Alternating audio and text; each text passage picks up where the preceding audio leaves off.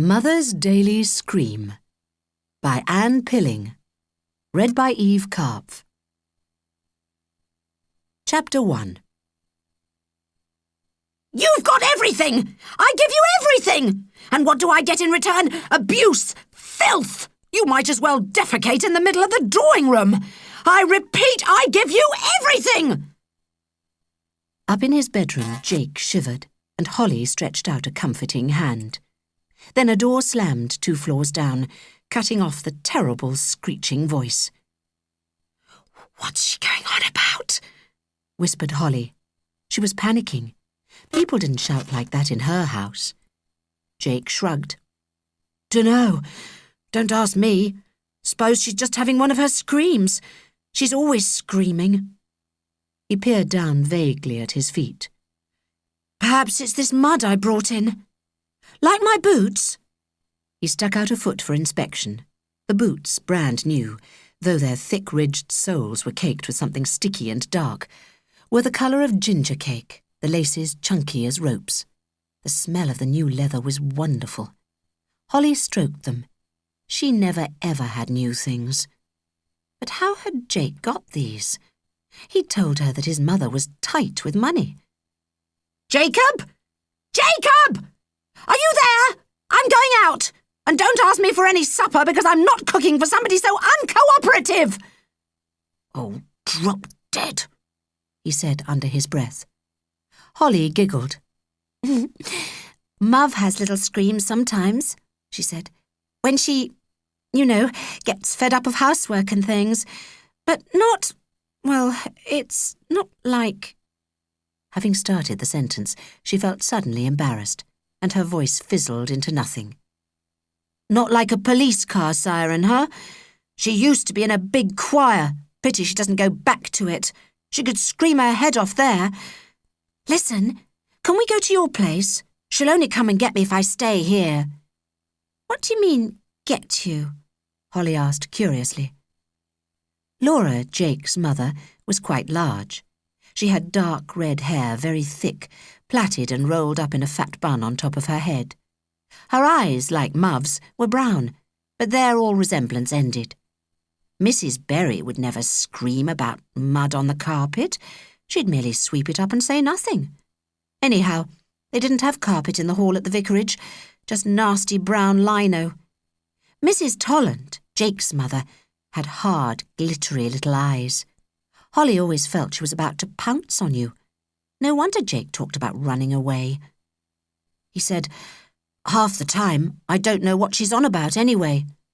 "You might as well what in the middle of the drawing room? Why does she have to go on as if she swallowed the dictionary?" Holly blushed. She knew what the word meant. "We can look it up. There's a dictionary in my bedroom." Her room at the vicarage was used as a dumping ground for Favre's extra books. Once, a student lodger had painted the edges of the shelves red, and at night, sometimes, she fancied devilish red creatures with claws were crouching there, ready to pounce, like Jake's mum. She'd given up asking if the room could be redecorated. Mov and Favre had no money for fripperies like that. There they sat, Holly and Jake. Jake Tolland and Holly Berry. Holly's real name was Hannah, but she didn't mind Holly. It had started off as a family joke and stuck. She'd only ever minded it last year when she'd first gone to the comprehensive. Someone had found out about Favre being a vicar and had called her Holy Holly. She'd cornered that person, Sharon Bradley, in the lavatories. She'd seen red, managed to sit on her, and given her a good thump. Nobody used the name again. "You didn't quarrel with Holly Berry," people said afterwards. Actually, nobody liked Sharon much, and for a few days Holly became a bit of a hero. She was tallish, but quite thick-set. It was no joke if she sat on you. She had curly black hair framing a very pretty face, but she definitely looked stubborn. That's because she was. Her nose was little and neat, something that might have belonged to a pixie, but her chin made up for it. Very firm Holly's chin was, with a cleft in it. It was a chin that meant business. Jake had very bad spots. He was little and skinny, but he had a big head and a long straight nose. His ears stuck out. If Holly was a pixie, then Jake was a gnome. They were best friends, always had been since that day at the comprehensive when Holly had sat on Sharon Bradley and Jake had stuck up for her with the teachers.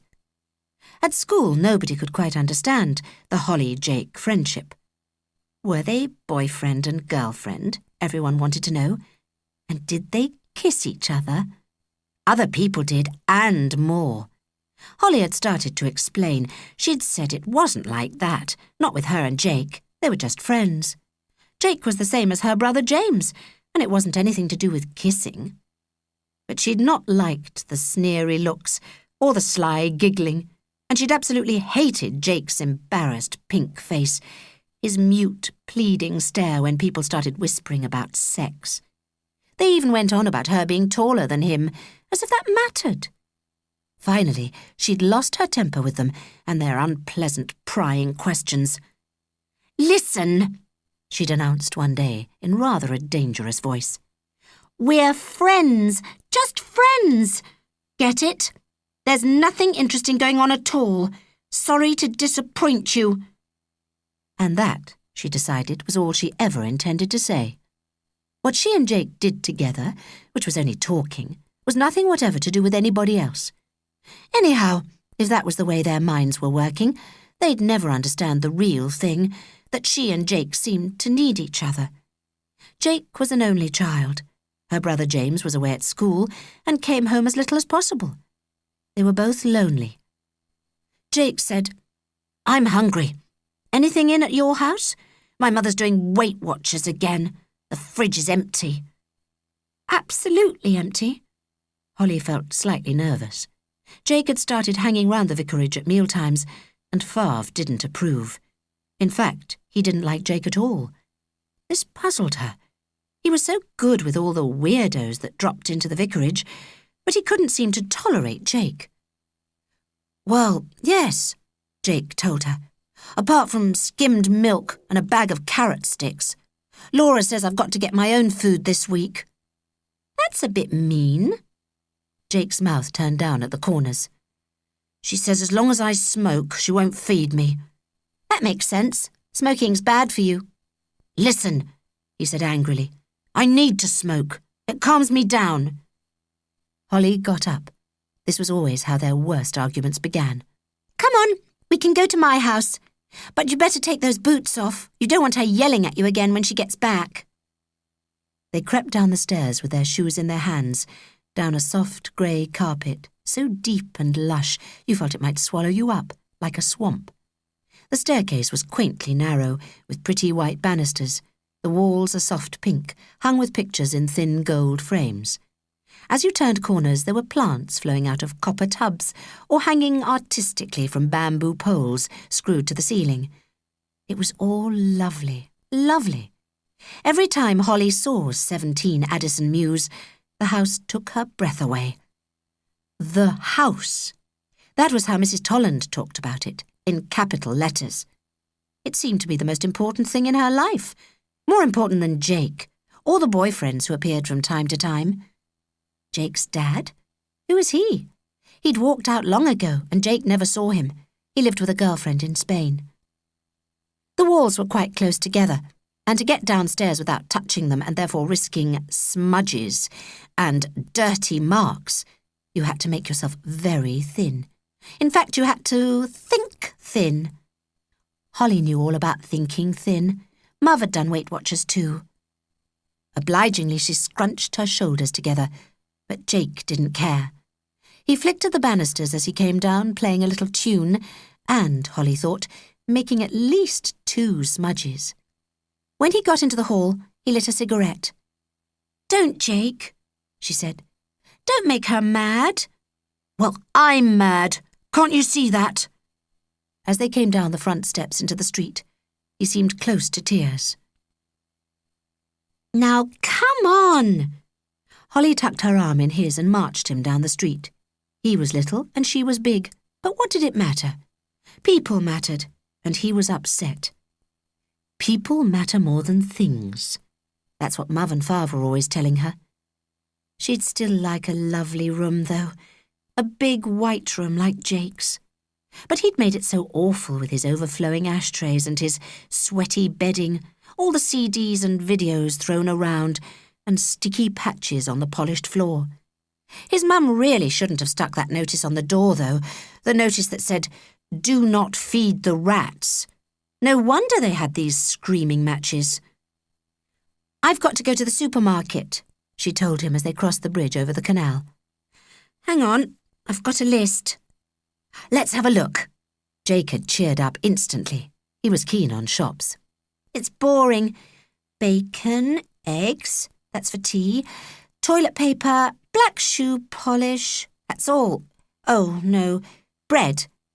"Shoe polish on toast," Jake said thoughtfully. "What about beans? I like baked beans with eggs and bacon." "Not on the list." "They're cheap, beans." "But they're not on the list. Favre gets annoyed if I get things that aren't on the list.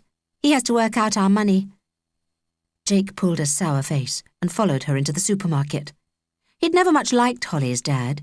He was all rules and regulations, like in school. While she got the shopping, he sauntered up and down the aisles, pulling things off shelves and putting them back again. Then he disappeared somewhere. At the checkout he turned up again, with a small chocolate bar and a 50p piece to pay for it. "Want a bit?" he said, as they walked along the canal.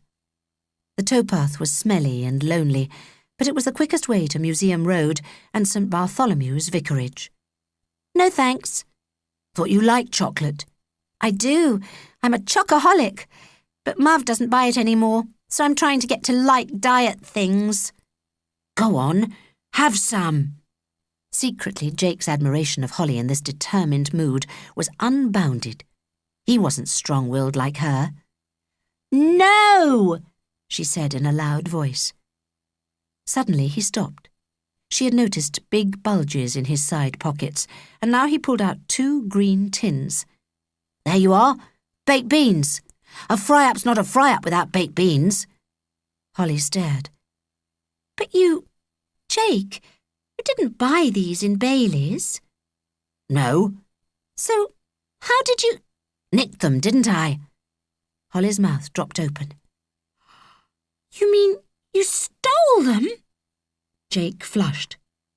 "Well, they didn't walk off the shelf and climb into my pockets on their own, did they? It was easy. They're pathetic in Bailey's. They deserve to get things nicked in that shop." Holly took the 2 tins and dropped them into her carrier bag. Then she set off again along the towpath, back towards the supermarket. Jake came after her and grabbed the bag. "What are you doing?" "Taking them back. We can't keep them." "You can't take them back. Not now.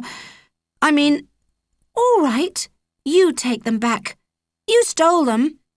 "It's not stealing." "What is it then?" Jake lit a cigarette.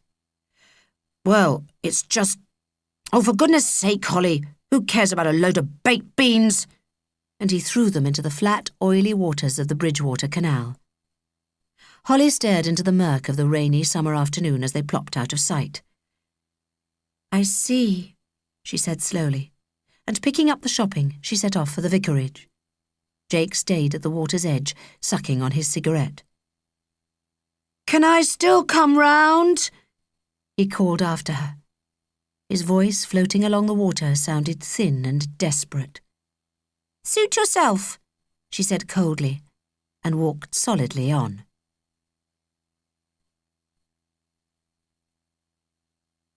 Chapter 2. It was Tuesday. The pig was on the table. This pig was made of black pottery, and it had a slit in its back where everyone had to put their spare pennies to give to the drop-ins. It was enormous and very smug-looking. It was called Napoleon. Pig on the table meant that if Holly looked in Mav's safe place, she would find a message. Favre worried about burglars, not that there was anything much to burgle at the vicarage, so the safe place changed from week to week. Sometimes it was behind some tins of soup in the pantry. Sometimes it was under the lino by the front door. This time it was easy. The safe place was 3rd drawer down in the kitchen dresser. Mav's note was complicated and obviously written in a rush. Something about Fat Nan having to go to hospital. They'd all gone with her. Mav, Farv and NOP. "No problems," said the note. "Nothing to worry about, just a regular appointment." But Farv had taken them in his car because Fat Nan couldn't climb onto buses anymore. Jake seemed relieved to find the house empty. He wandered about fiddling with things while Holly put away the shopping. Since the beans had gone into the canal, they hadn't spoken. He'd just followed her home into the vicarage. "Funny smell," he said, wrinkling up his nose. "What is it?" "I don't know, and it's rude to make personal remarks." "Sorry," Jake said humbly. He sat at the table and tried to make himself as small and as inoffensive as possible. He didn't want to be sent away. He liked it at Holly's. He felt safe there. He liked the feel of a mum and a dad, of people who were always there for you, even though the dad was a bit fierce and unfriendly. Holly did know what the smell was. It was old lady. Before, it had just been old house and general dirt. The place was far too big for Muv to keep clean, and although they now had Doris to come and help, it didn't seem to make any difference. What was different was their grandmother, Fat Nan. She was Farv's mother, and a few months ago she'd come to live with them, in 2 rooms off the hall, which they used to rent out to students. It wasn't that Holly didn't like her grandmother. Really, she hardly knew her. She'd lived with Thin Gramps up in Scotland, and they hadn't met very often. But now Thin Gramps had died, and Fat Nan was ill. She was old, too, and when you got old, Muv said, you couldn't always get to the loo in time. That was the smell. Muv used loads of disinfectant and air freshener, but somehow... She wasn't telling Jake, though. It wasn't fair on Fat Nan. The Fat Nan smell was mixed with a smell of baby. NOP liked throwing her food around when she sat in her high chair, and the bits that stuck to the ceiling just stayed there. Then there were the nappies, lurking in corners in various buckets. One way and another, St. Bartholomew's Vicarage was a smelly place. NOP was Holly's baby sister. Her proper name was Ruth. Only Holly and her brother James called her NOP, and that was because James had found out that she wasn't meant to be born. This is how he'd found out. Muv and Farv once had some friends to stay, friends that had been students with them at college. James had been going up to bed, and the front room door was open. They were all laughing, and Farv had opened a bottle of wine. Then Ruth had started grizzling up in her cot, and he'd heard Muv explain that they did love Ruthie, but that really she wasn't meant to have happened. She'd said to Farv, "It was a night of passion, wasn't it, sweetheart?" So that was how Ruth came to be called NOP, Night of Passion, between Holly and James. But it was an absolute secret. Holly liked James, but she was jealous of him. She went to the comprehensive at Arnold's Green, and he went to boarding school, to a place called St. Wilfrid's. Holly, whose favourite books were the Mallory Towers ones, had always longed to go to a school like that. It had green fields all around it, and at the end of the fields, the sea. There was a swimming pool and a huge gymnasium, and oh, everything. James loved it. All his school friends seemed to live in mansions with fields and swimming pools too. Holly suspected that he had got rather a taste for big houses with swimming pools, for big cars and horses. She noticed that he never brought his friends home here to the vicarage, and that whenever he could, he accepted invitations to go away for the holidays. Mav and Farv never said anything about it. They were very loyal, both of them. They seemed glad he had such wonderful friends. But she was certain that they did mind, because when he wrote to ask about these invitations, Muv always looked a bit sad, and Farv usually shut himself in his study. Perhaps, then, wonderful schools like St. Wilfrid's turned out snobs sometimes. Perhaps it wasn't a good idea for Holly to go to one, though she'd always longed to. Anyhow, there was no money for her. James only went to St. Wilfrid's because Farv was a vicar, and some charity thing paid. Still, one good thing that had come out of it was her getting to know Jake. He'd started off at St. Wilfrid's too, and at first he wasn't at the comprehensive with all the other new ones. Then St. Wilfrid said he couldn't stay there any more. He was sent home to Laura and told not to come back. This didn't suit Mrs. Tolland at all. The house wasn't intended for human habitation, just to look at. Anyway, He'd ended up at Holly's school, though quite often he just didn't go. His mother was away a lot and didn't seem to know what he did with his time. Just why he'd left St. Wilfrid's was a mystery. "Nobody says why," Mav told her, wearing her don't ask me face. She obviously knew, but she wasn't going to tell lies. Now Holly wondered if it was something to do with stealing. "Can we have the bacon and eggs then?" Jake said. He was ravenous. His insides were meeting in the middle. All he'd had for dinner was low-fat cheese sandwiches and a diet yoghurt. Holly looked shocked. "Well, no," she said. "Not till Mum and Fav get back." "But why not? Listen, I'll do it. Where's the frying pan?" And he started rooting about in a cupboard. Holly stopped him. "You mustn't." "Can't you cook then?" She hesitated. "Course I can, but it's frying. That can be dangerous. My father says. Anyhow, it's not tea time." The idea of frying eggs and bacon for Jake Tolland in a house where meals appeared at set times was appalling. What would Fav say? And especially for Jake. "We can have a peanut butter sandwich," she said. "That's allowed." Ungraciously, Jake grunted. "Okay, let's have that then." He watched her spreading slices of bread with low-fat marge. So both their mothers were dieting.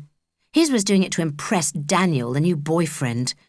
He made films for TV and drove a BMW. Jake longed for chip sandwiches, hamburgers, sausage and mash. But all that belonged to the good old days, when Dad had lived with them and he and Laura had seemed to love each other, when the house was just a semi in an ordinary road and Dad hadn't made all that money, when there was no screaming. Holly's vicarage was scruffy and it had a funny smell, but at least it was peaceful. They climbed the stairs. "Why do you—" "Shh!" Holly hissed as they crept past a firmly shut door. "There's someone asleep in there." "Who?" "I don't know. One of the drop-ins. A new one." "Do you mind all these weird people in your house?" They had reached Holly's attic room, a small pointy affair with a pointy ceiling and even pointier windows. It was dark, papered with large, faded roses, and the cream paint was peeling. All the flat bits of wall were lined with books. Only a few belonged to Holly, the rest were her father's. It was very, very tidy compared with Jake's room, but it was very dingy too. He'd hate having a bedroom like this. "Course I mind." Holly took an aggressive bite out of her sandwich. "I mean, wouldn't you? I never know who's here. Yesterday I was in the loo, the lock's broken, and this tramp person walked in. Fav had brought him home from the centre." "What did you do?" "Nothing. I just sat there. He was quite nice, actually. He just went away. Ooh, he did stink, though." It seemed to Jake that everything had a stink in this house. And it seemed, too, that nobody could win in the end. Either you were stuck with Laura madly doing up her precious house and having a nervous breakdown if you got mud on the carpet, or you were stuck with people like Holly's Mum and Fav. They obviously didn't care about houses at all. And that was good, in a way, but they were so busy looking after drop-in types and tramps that Holly got no attention. Now her grandmother had come to stay as well. He'd hate that. He wasn't too keen on babies either. Holly had a lot to put up with. He said slowly, "You might as well—" "What? In the middle of the drawing room?" He could still hear his mother's awful high-pitched scream. It sent shivers down his back. Holly stood on a chair and managed to lift an enormous dictionary down from one of the Red Devil shelves. She looked through it, flapping pages. Then she stopped. "There you are. What she's actually saying is—" Jake followed her finger. "Oh, I see. It means what Ruthie calls the big poo." Jake recoiled and slammed the book shut. Then he started pacing round the attic. "How disgusting! How disgusting of my mother! She was saying I was so foul I might as well go to the toilet in the middle of the carpet." "Yup. That really is disgusting. I mean, don't you think parents are disgusting? Holly looked thoughtful and put her head on one side. I suppose, well, sometimes mine get on my nerves. But Jake wasn't really listening. He was thinking about his own mother. I mean, the way she nags me. She just goes on and on and on about things that don't matter. Little things like chucking my duvet on the floor when I get hot or leaving a few mugs on the carpet. She doesn't understand that a creative person like me needs a certain degree of mess. And it's not doing her any harm. All that screaming. There's never a day passes without her screaming at me. The daily scream, Holly said quietly. All parents have to have their daily scream. Nan gets the Daily Mail. Favre pretends he doesn't like it, but he always grabs it first. He reads it before he reads his Times. You're not the centre of the universe, said Jake in a silly, high-pitched voice. Holly stared at him. His sharp nose and high, thin cheeks made his whole face grow to a point. His eyes had a glassy, faraway look. That's one of the things she says. Money doesn't grow on trees, he added, the silly voice getting sillier. That's another. My father says that too. Does he? Laura says it every single day. Mind you, you'd think it did grow on trees, I mean. She's always buying antiques for the house. But she did buy you those gorgeous boots. Jake swallowed and the lump in his throat clicked in and out. Slowly he turned pink and there was a silence. Holly started wondering about the boots. He'd stolen the baked beans from Bailey's. What other things might he have taken from shops? But how did he actually do it? Had he walked out with the boots on his feet? And what had he done with his old shoes? You don't know you're born. That's another thing my mother says. And I mean, we didn't ask to be born, did we? It's a ridiculous thing to say. I agree, Holly said stoutly. I absolutely agree. Mother and Favre had never said quite such a pointless thing to her, but she didn't want to let Jake down, so she said nothing. Jake rather fancied himself as a writer. He wrote poems sometimes. They were weird. No full stops or capital letters, and the words often upside down. He could do drawings too, and he made up cartoons. It obviously all went with the mess in his room. It must be to do with his artistic temperament. He said, Got any paper? Holly went to her old desk and produced a box. The paper was in little pink sheets, decorated with hedgehogs. Fat Nan had given it to her. Jake inspected it and pulled a face. This kind of thing didn't seem quite right for the birth of a new national newspaper, but it was all she'd got, so it would have to do. He had just decided to found a paper about awful parents. It would be called The Daily Scream. Holly thought it was a brilliant idea. She settled down with some pink hedgehog paper too, and got them both pencils. We need a really good headline, she said. They always have those, you know, teenager eats baby in pie orgy. Oh. Then Jake started scribbling. How about this? Boy defecates in mother's drawing room. Oh, Jake! All right then, no big words.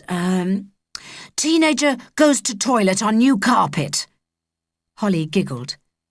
Listen, we can do the main headline later, but what's going to go in this paper? Jake chewed his pencil. Sayings of the week, definitely. And we should leave it lying around so they know how they get on our nerves. Advice, said Holly. We ought to give people advice. How to handle your parents, that kind of thing. I don't know how to handle mine, Jake said bleakly. Listen, shut up for a minute and don't be so pathetic. Write your ideas down. I'll write mine. They'll be back from the hospital in a minute and we'll have to put all this away. But why? Because Favre snoops. So does Laura. Holly started writing. Are your parents snoopers? That's another article, she said. Then she giggled again. We could have a serial, a chapter each week. Night of Passion. How does that sound? Great.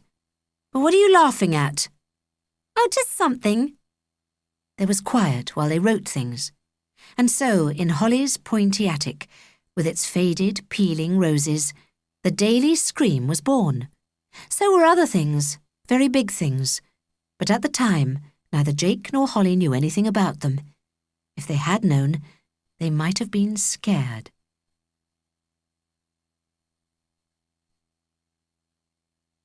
Chapter 3. Tuesday night was diary time at the vicarage. Diary time had been invented by Farv. It was when everybody sat round and explained what they were going to do for the rest of the week. Sunday was church all day, then Monday was Farv's day off, except that he never seemed to take a day off any more.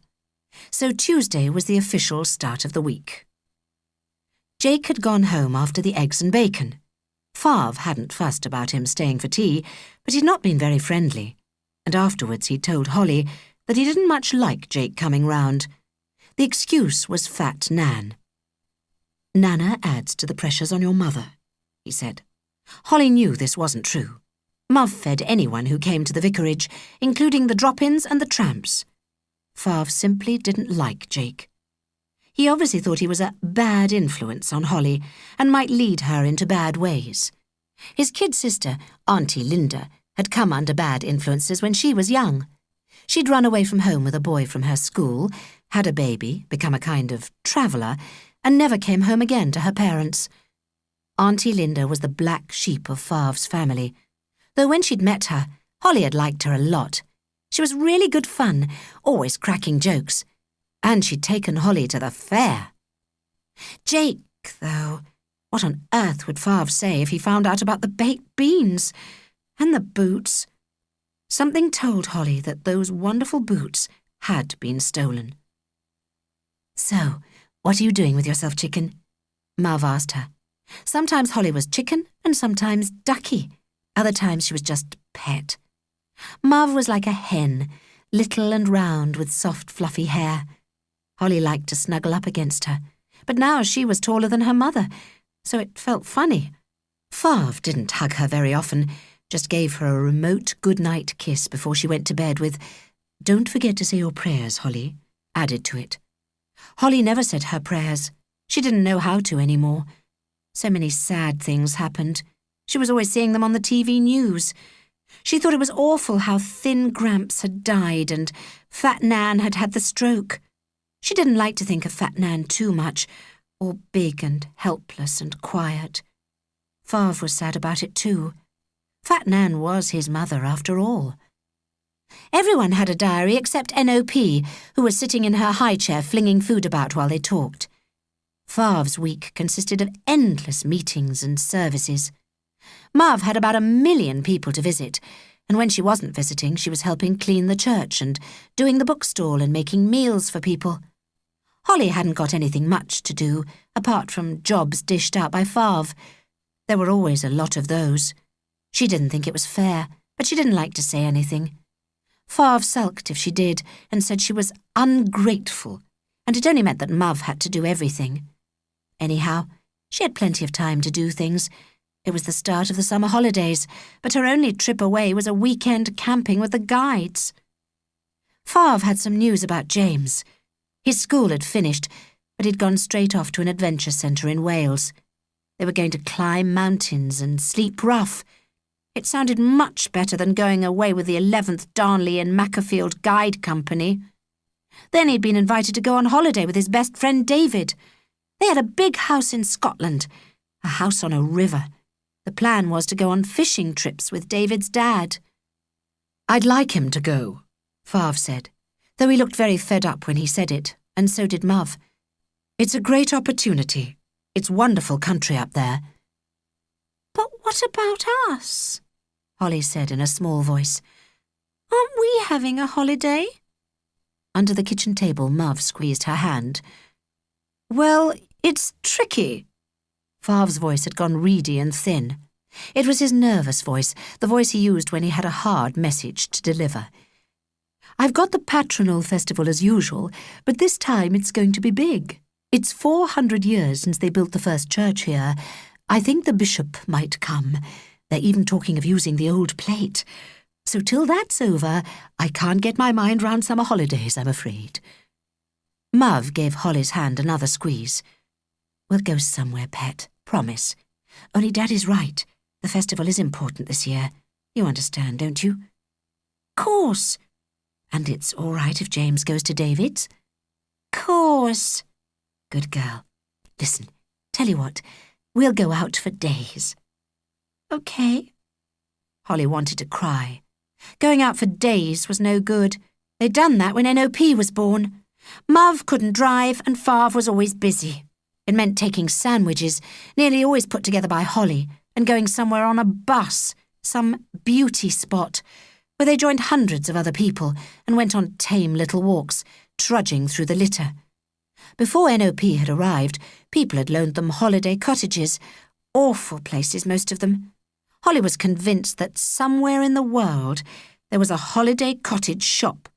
It sold the following things: very thin curtains that let the light in and woke you up far too early, damp beds, mugs with "A present from Scarborough" stamped on them, usually chipped, dim light bulbs, atrocious weather. She couldn't think of one family holiday that she'd enjoyed. This year there clearly wasn't going to be a family holiday. Well, she thought rebelliously, that was all right by her. Anyhow, Fav made excuses every year. He always blamed the patronal festival, the feast of their saint, St. Bartholomew. On his day, there were a lot of services followed by an elaborate tea party. But she didn't understand all this about the bishop and the fuss about an old plate. We have a very valuable pattern, Fav said. The plate we use for communion. It's gold. It's in the bank. Most of the stuff like that was melted down in the days of Oliver Cromwell, but someone buried this one. We think we might use it just this once. How exciting, said Muv. She always encouraged Fav. He got so depressed about his church, especially when people didn't come to services, and nobody came much. Holly said nothing. She disapproved. She thought religion ought to be much simpler. Jesus' friends were fishermen. They wouldn't have had gold plates. They were beggars, really. But at least Fav wouldn't force her to go to this feast. He wasn't that bad. She only had to go to church at Easter.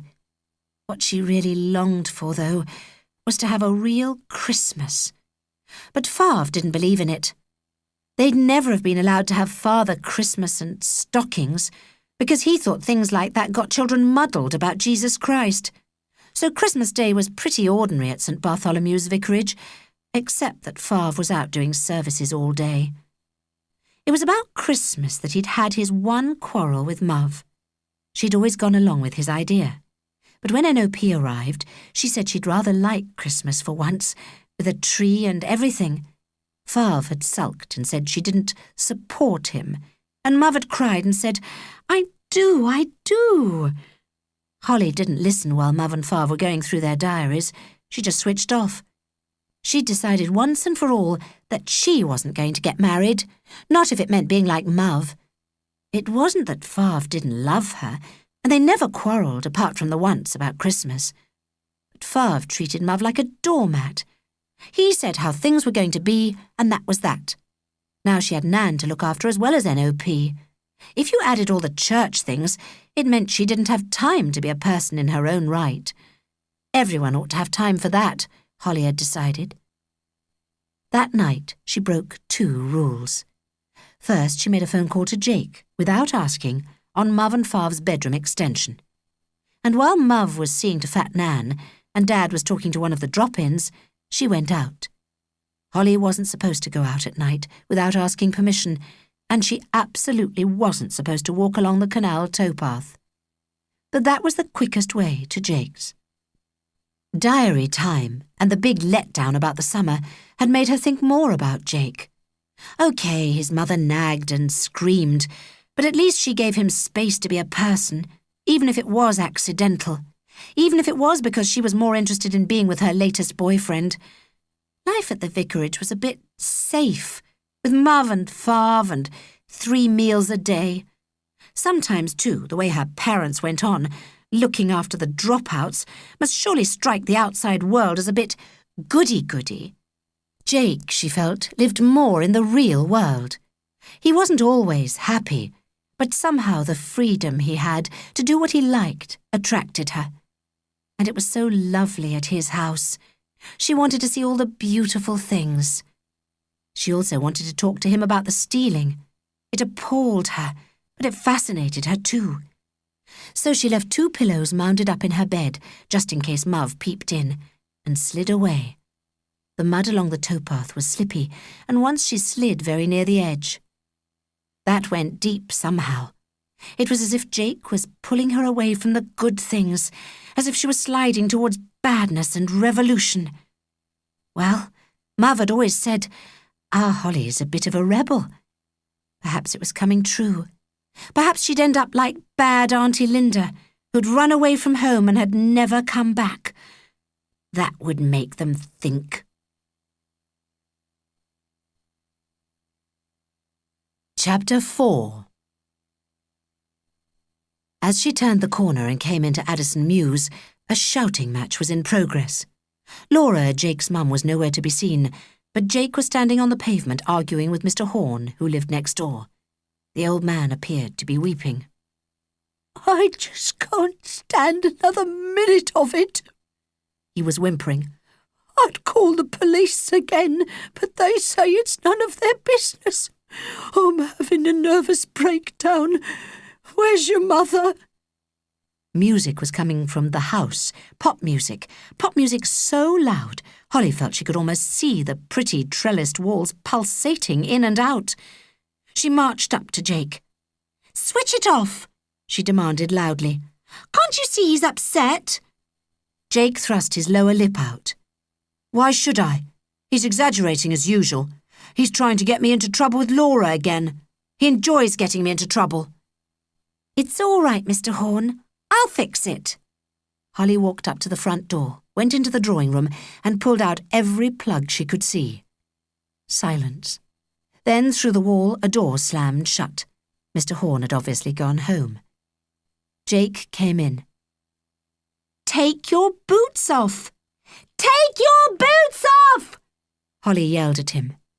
It was raining. They could do without a repeat of mud on the carpet.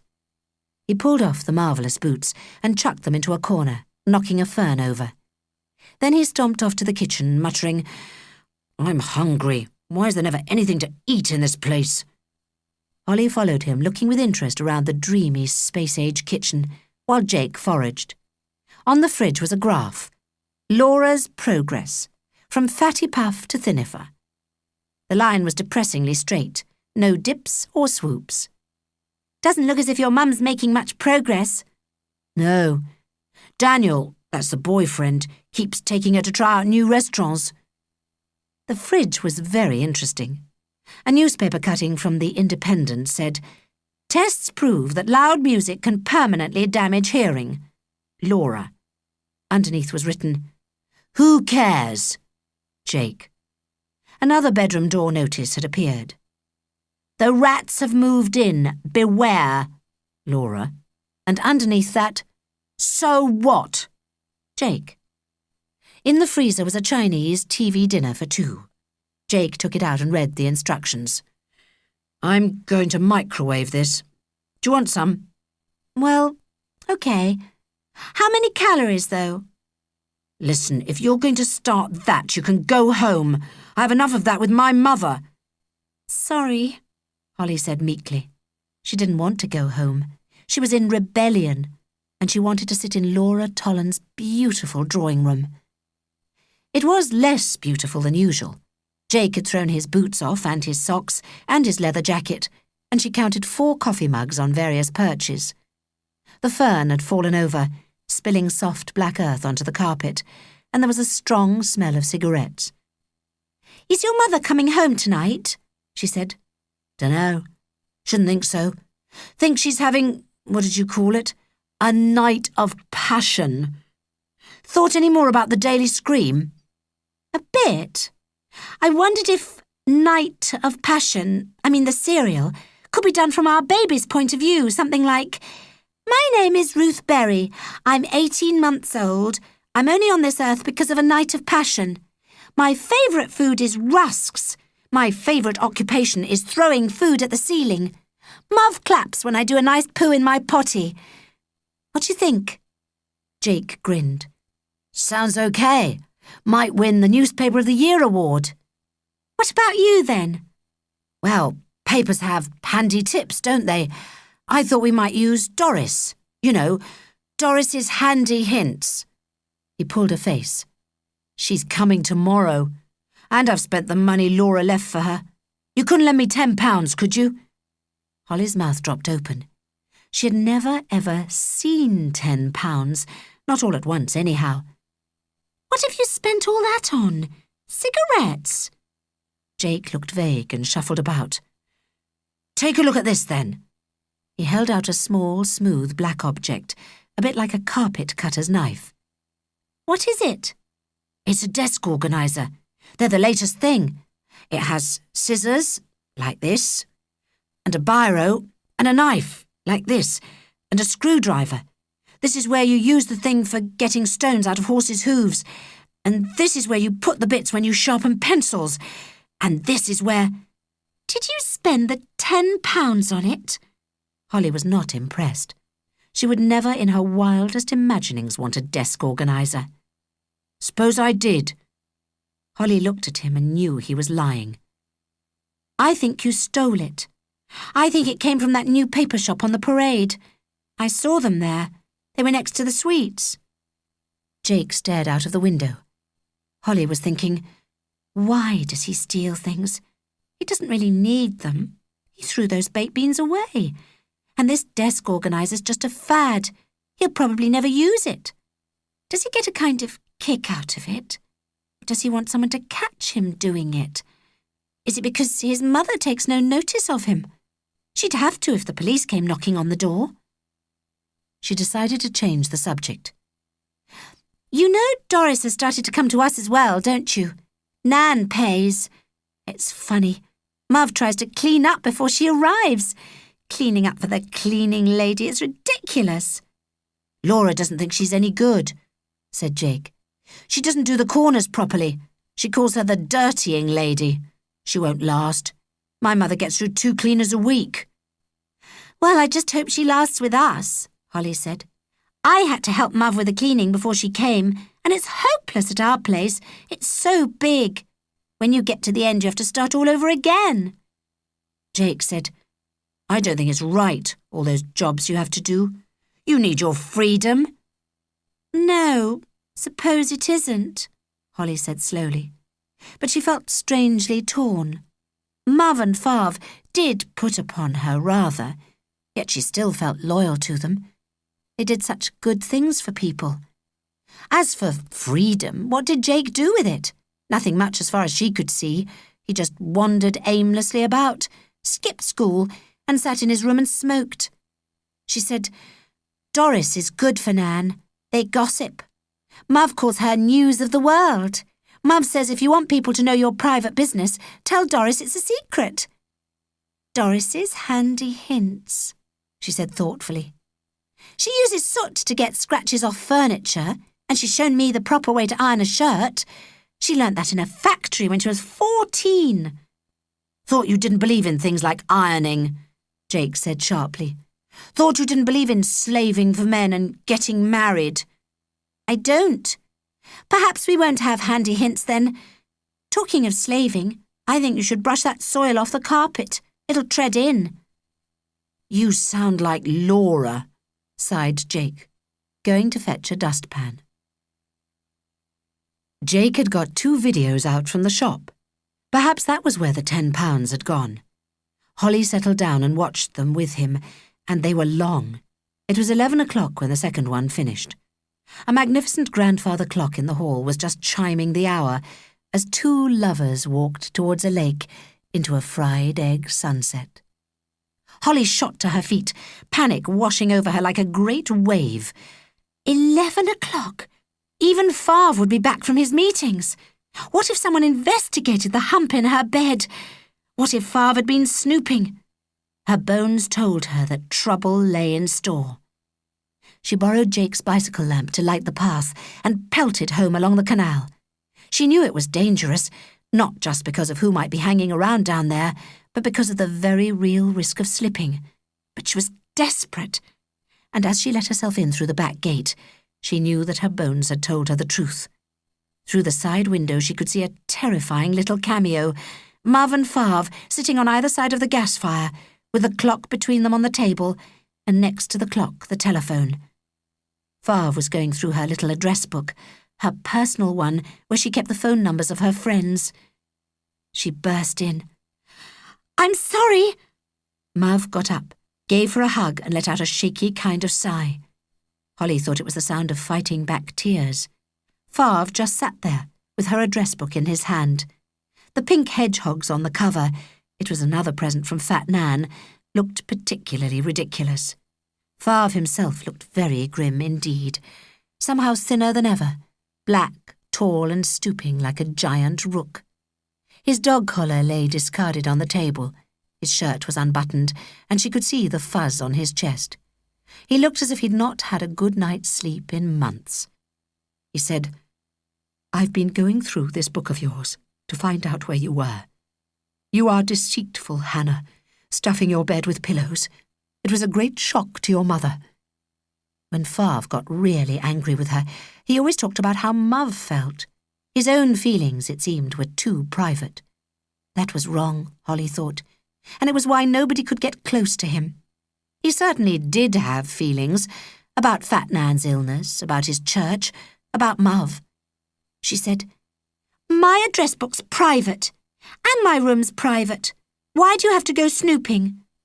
"Don't be impertinent." His voice was icy cold. "This is my house, and in my house there are rules. I expect you to obey them." "I've only been with Jake Tolland. We were watching some videos, that's all. Is it a crime? Anyhow, isn't it our house? Don't I live in it as well?" Fav ignored this. He said, "The rule is that you don't go out without permission. And at your age, you don't stay out till 11 o'clock at night." He looked at the clock. "Till 11:15. It's outrageous." Holly said nothing. His reaction was so ridiculous. She felt she had absolutely nothing to say to him. So she just grunted, "I'm going to bed." "Would you like some cocoa, pet?" Mav stood up, but Fav made her sit down again. "You are not going to bed, Hannah. You are going to say you're sorry." Holly said fiercely, "I'm not sorry. I've only done what everybody does at my age, gone to a friend's to watch the television and come home a bit late. Other people don't get permission. They just go. You go out. You're always going out." "I'm your father, Hannah. I have to go out to do my work." Holly turned her face away. "Good night, Muff." She put her arms round her mother and snuggled in. Then she went off up the stairs, not looking back. She could tell from the feel of the attic that Fav had been going through all her things. Perhaps he had even read her diary. Jake was right. If your parents gave you a room, it was your room. If, like him, you turned it into a pigsty, that was up to you. Her room was not a pigsty. It was the most orderly room at the vicarage. And Fav had overlooked one thing. The heavy arched Victorian door had a large key, rusty, but a key that worked. From now on she would lock her room up when she went out, and from tomorrow morning she would do what she liked. Fav was a tyrant, and he had no right to lay down the law. He had no time for her. He didn't understand her. He was much too busy doing good. And Mav just got steamrollered by him. Look how she'd obeyed him just now, not making the cocoa. From now on she would live her own life. It was the holidays, and that meant 6 weeks without school, so more life than usual. If she went out, she'd leave notes like her parents did. She'd put the pig on the table, and they could look in the safe place. But what, exactly, was she going to do? She was falling asleep now. Well, she didn't know, but she'd probably spend a lot of time with Jake. She might even go stealing, or run off and join some travellers like Auntie Linda. Disc 2. Chapter 5. Next day, when she woke up, Holly couldn't find her shoes. She looked everywhere, but she knew that she'd put them neatly side by side under her bedroom chair. She was a tidy person, a bit too tidy, perhaps. It was because the vicarage was always such a mess. She could at least control her own bit of it. But she longed to have a big, airy room like Jake's. She could make it so lovely. There wasn't much hope in this dark, narrow attic. She decided to put her slippers on and go downstairs. Someone had definitely moved her shoes, though she couldn't think why, unless Mav, in one of her very occasional blitzes, had gathered together all the shoes in the house and taken them to old Mr. Woodward for mending. He was a retired cobbler and still mended shoes at home. He sang in the church choir. Yes, perhaps that was it. Her slippers were missing too. They were not in the bottom of the wardrobe on the left, where they lived. So she put on a pair of socks and padded downstairs in those. On the lower landing she met a man going into the bathroom. It wasn't Hairy Cyril, the one who'd opened the loo door. This man was young and slender, with smooth fair hair done in a little ponytail. He had a smart navy toweling bathrobe and a Liberty sponge bag. "Hi," he said. "I'm Nathaniel." His voice was plummy. It reminded her of the boys that went to St. Wilfrid's. "I'm Holly," she muttered, pushing past rather resentfully. "I'm looking for my shoes." She was thinking, how do you get to be a drop-in with a voice like that and a Liberty sponge bag? Perhaps he wasn't a drop-in. Perhaps he was a student renting a room for honest cash. Whoever he was, nobody had bothered to tell her. Father'd be renting her room out next. As she came into the kitchen, she smelt cigarette smoke. She expected to see one of the drop-ins sitting at the table, but it was Doris. If the coast was clear and Mother and Father were off the premises, she liked a quick puff before she started cleaning. Doris was tall and angular, with a long, lugubrious face. She wore her thin grey hair plaited and looped round her ears. It gave her the look of a very depressed sheep. Holly didn't know much about sheep. Pigs were her preferred animal. But if Doris had been a sheep, she'd definitely have been a depressed one. She was quite lively, though, in a gloomy kind of way. She talked a lot and knew exactly what was going on in all departments. "You've not seen my shoes, have you, Doris? Or my slippers?" Holly put 2 pieces of bread in the toaster and filled the electric kettle. "No, ducks. Sorry. I'll have a quick coffee if you're making one, then I'll do your Nan's room. She's not in, I see. Gone out, have they?" "I don't know.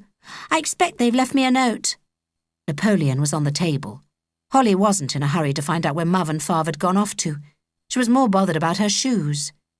There was a boot rack under the stairs. In this the family stored its footwear. There was a place for Holly's sneakers, for her Wellingtons, and for her school gym shoes. She opened the door and peered in. All the family shoes were there, except hers. Where they should have been, there were 3 gaps. "No joy then, ducks?" Doris, sensing holiday with no rush, had lit a second cigarette. "No, absolutely all my shoes have disappeared."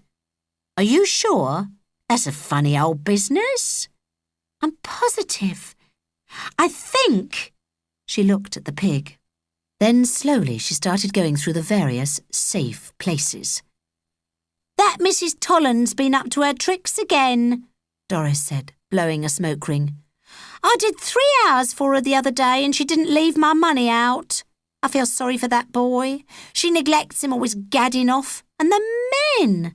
Well, better not ask me about them. She's always shouting at him, you know, always raising her voice. Poor lamb. She says he's too untidy. And I tell her, I know, I've had kiddies of my own. He's just going through a phrase. Oh, she doesn't half shout, though." "I know. It's her daily scream," Holly said, coming out of the pantry with an envelope which she'd found tucked behind the tins. "We're writing a newspaper about her. We're calling it The Daily Scream."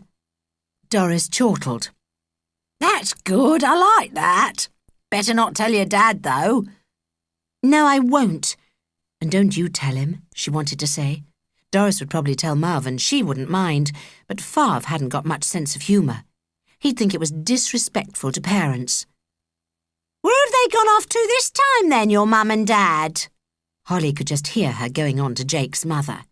"That Mr. and Mrs. Berry is shocking, always going off and leaving that kiddie on her own." "Dad's only out till lunchtime, and I've got to heat up a shepherd's pie for us. My mother's taken Nan to Blackpool. They've gone in Ethel's car. I suppose Ruthie's gone too."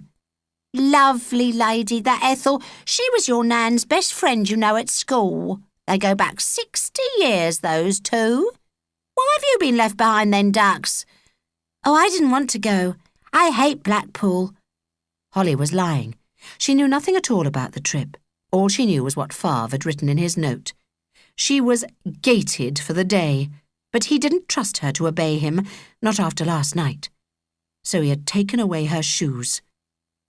"Your dad's getting right steamed up about this festival he's having. Seen the safe in his study? Someone was throwing it away, so he said he'd have it, just for the festival. Mind you, it's only a tiddly thing, not like the safes they had when I was in service. You hot, dear? You've gone a bit red in the face."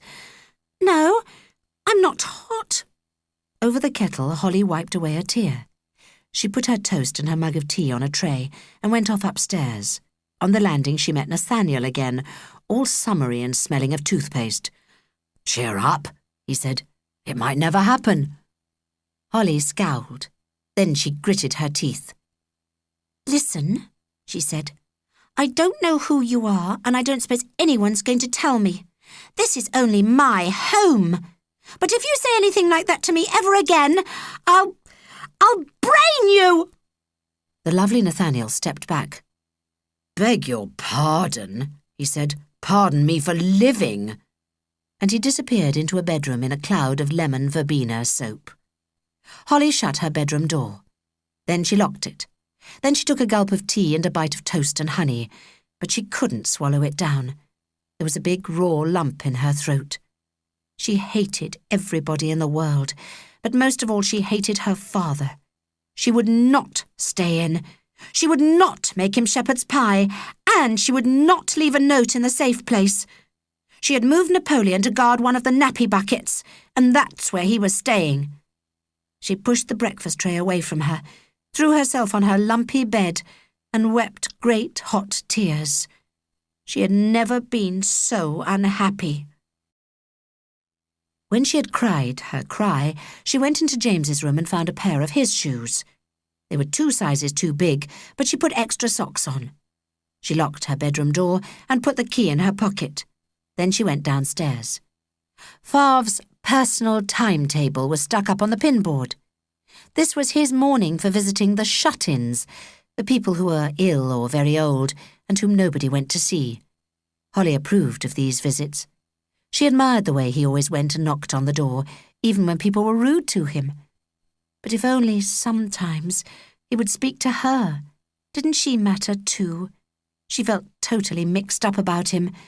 It was as if, most of the time, he had to be on his best behaviour because he was a vicar, but that he needed just one bit of his life where he could be himself, could storm about and get in tempers. That bit seemed reserved for Holly. The shepherd's pie, lovingly made by Muv, sat on a shelf in the fridge. Someone had given them a microwave, so it shouldn't be beyond Favre to heat it up in that. Just for a minute, she debated whether or not to throw it in the dustbin. But no, that would be too cheap, she decided. She left it where it was and shuffled across the road to St. Bartholomew's Church. It was a very ugly building. They'd only put it up 100 years ago, and it looked like a great big wedding cake, all fancy bits and pieces squeezed out of stone and stuck on top like icing. The stone was very dirty because of all the traffic that roared past on the dual carriageway that ran along behind the graveyard. Not a quiet place to sleep when you were dead, thought Holly. Inside, in a big glass case, were some chunks of masonry that had come from the original church.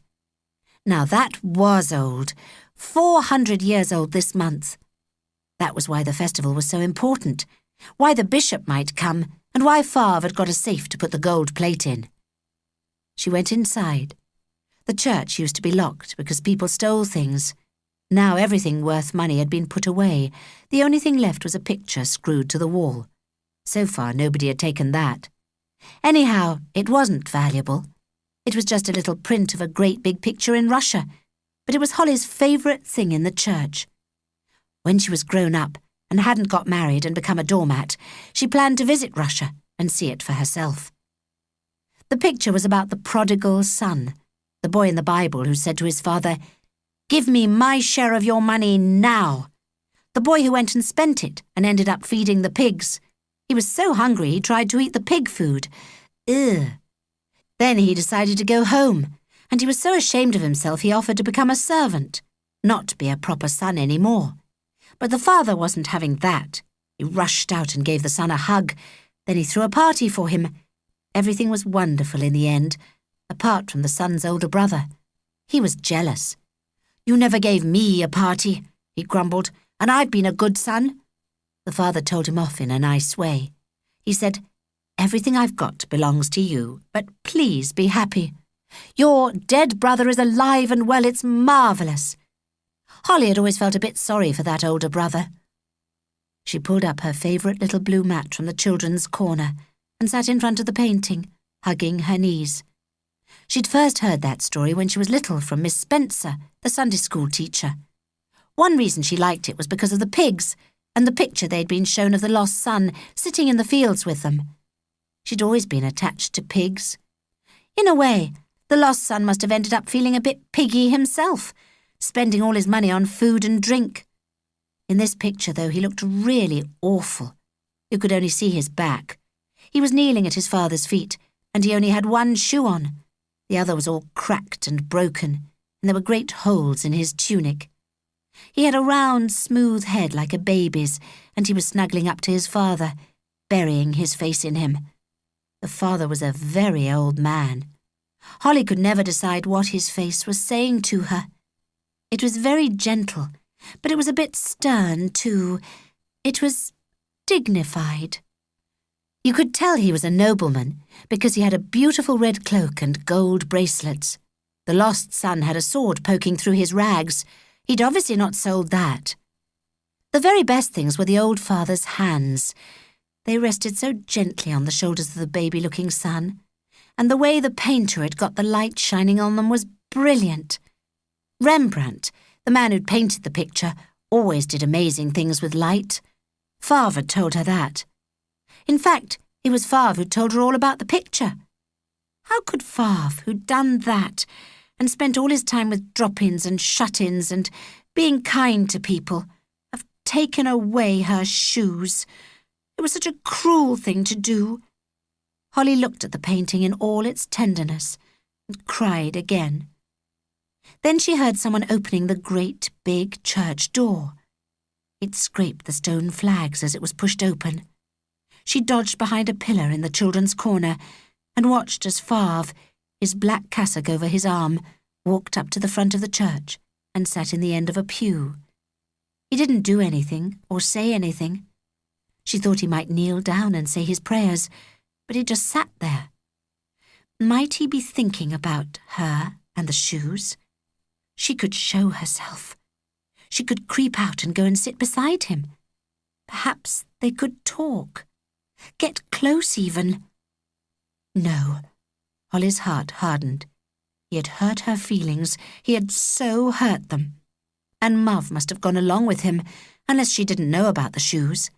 But Muv and Favre shared everything and made all their decisions together. Could they have quarrelled? Was that why he had come to sit in the church? Very carefully, keeping to the shadows, she slipped out, leaving the door open. She wanted Favre to be like the father in the painting, a father that gave big hugs, someone that wasn't so controlled all the time. She supposed he did love them, her, James, and N.O.P., but he felt so far off most of the time. Why couldn't he just, love them? She would go to Jake's. It was funny, Doris playing one family off against the other. Holly and Jake were in the same position. Her family had no money and his had a lot, but it didn't make any difference. Their parents were just the same, in that they were all far too busy with grown-up things to look down and see what was going on under their noses.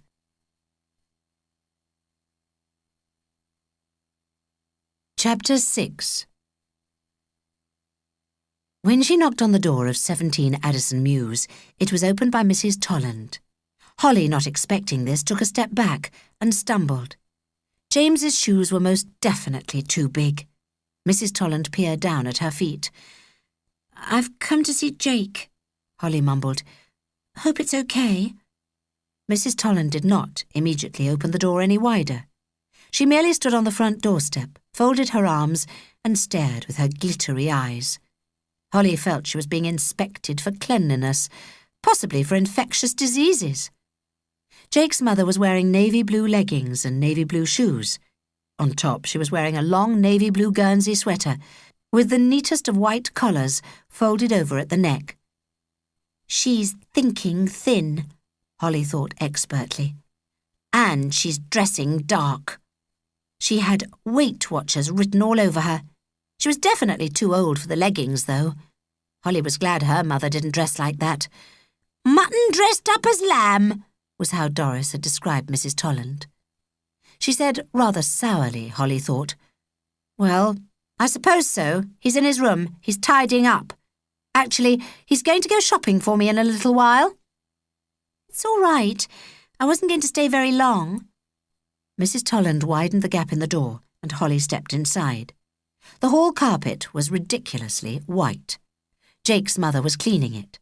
A sponge and a soapy bucket sat under a radiator, and half the floor was covered with foam. Without being asked, Holly took off James' sneakers and put them at the bottom of the stairs. "Good girl," clucked Mrs. Tolland. She sounded just like the maths teacher at school.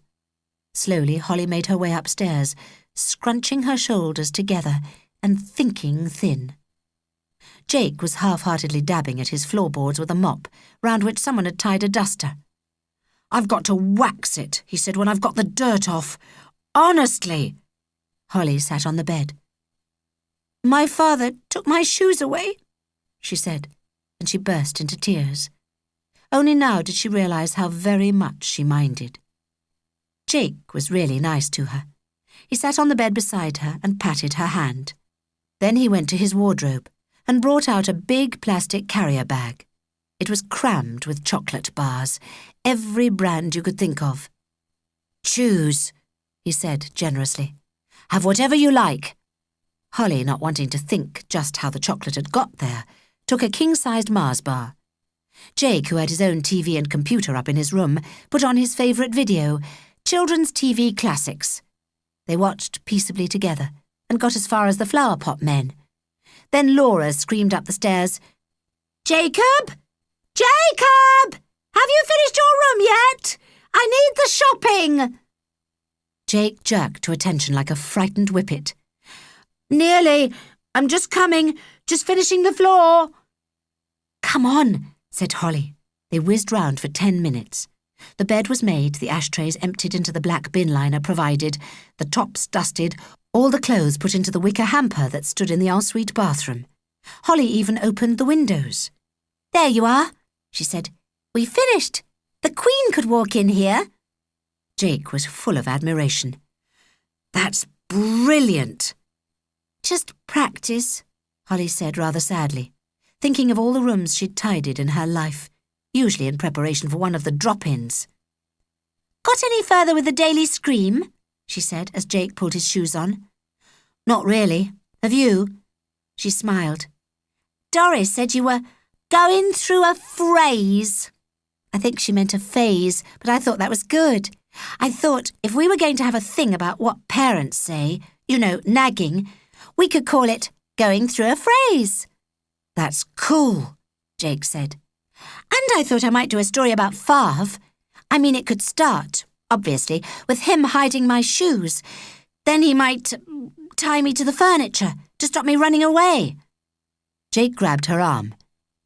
"You don't think I'm serious about running away, do you?" "Jacob! Jacob!" Mrs. Tolland was getting impatient about her shopping. "Hear that? Could you put up with that day after day?" "No, I couldn't. But then, would you like living in our house? People barging into the loo and drop-ins all over the place, and nobody caring what you do all day, and your father taking away your shoes." "No, I wouldn't. We've both got problems." "Run away with me. Serve them all right. I couldn't. What about Muv? What about her? You're always saying she's a doormat. She is. I'm going to write "wipe your feet" on her one of these days. They took a bus to the supermarket on the ring road. Mrs. Tolland had insisted that this was where Jake was to do the shopping. She had given him a list and 4 £5 notes. He was to bring the receipt back and she would check the change. Apart from the bus fare, he was allowed to keep 50 pence for himself. 2 steaks, read Holly. Iceberg lettuce, a ripe avocado pear. If not ripe, buy 2 grapefruit. She said, Is this a dinner party? Yes, Daniel's coming. Aren't you invited? He shrugged. Well, you know, it's not for the likes of me, is it? She thinks I'm a contagious disease. Holly thought of Mrs. Tolland's look when she opened the front door and said nothing. There's a pizza in the freezer for me, he said. I'm permitted to eat it in my room. They reached the supermarket and went 3 times round inside the enormous glass swing doors. A smell of warm bread met them, and Holly looked hungrily at the cafe and its advert for coffee and Danish, 99p. She was getting angrier and angrier with Laura Tolland, and her own parents were beginning to sicken her too, the way they sent you away out of sight when anything important or interesting was happening, as if you were a kind of bad smell. It won't take me long to get these, Jake said. You hang on here. She nearly said, Can't I come with you? But she had a strong feeling that he wanted to be on his own, so she stayed near the checkouts and looked at the books. Supermarkets sold baby books now. If only she could buy one for NOP. She loved chewing books. But Holly didn't get pocket money. If she really needed something, it was bought for her. Otherwise, she was supposed to ask. Nobody liked asking. It was a ridiculous system. Not a system at all. Money. It could be another item in the Daily Scream. Parents had such queer ideas about it. Jake was soon at the checkout. Out he came with 2 carrier bags. Now, he said, we'll have a drink and a Danish. And he headed for the cafe. But we've got no money. I have. But where? Don't be nosy. Jake paid for the drinks and food from a bundle of new £5 notes. They looked like the ones that came from the machine in the wall. She'd once seen Favre get money out of one of those. Have you got your own bank account? Course not. Come on, there's a bus in 5 minutes. They trundled into town. Every time she asked about the money, Jake started whistling. In the end, she said angrily, Listen, that's getting on my nerves. Well, stop asking questions then. I had a right to that money. I'm getting off here. These are for you. From the carrier bags, he pulled something wrapped in another bag, dumped it in her lap and got off the bus. See you. Holly stared at the package as the bus jolted towards Museum Road, felt it, smelt inside. When they reached her stop, she stayed on.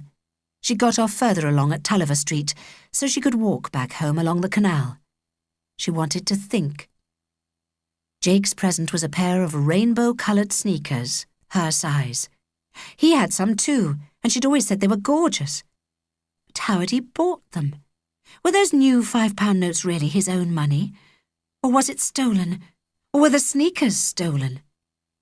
She sat on a bench and took off James's beaten-up shoes, pulling on the new ones. Her feet went in smoothly like silk.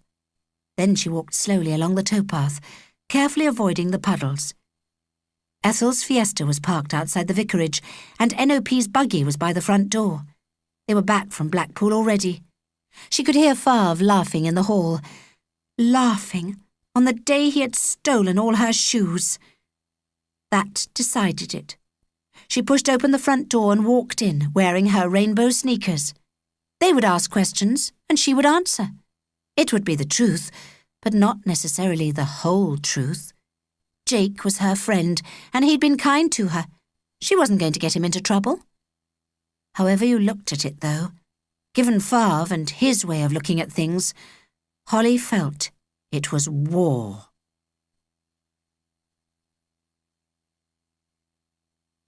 Chapter 7.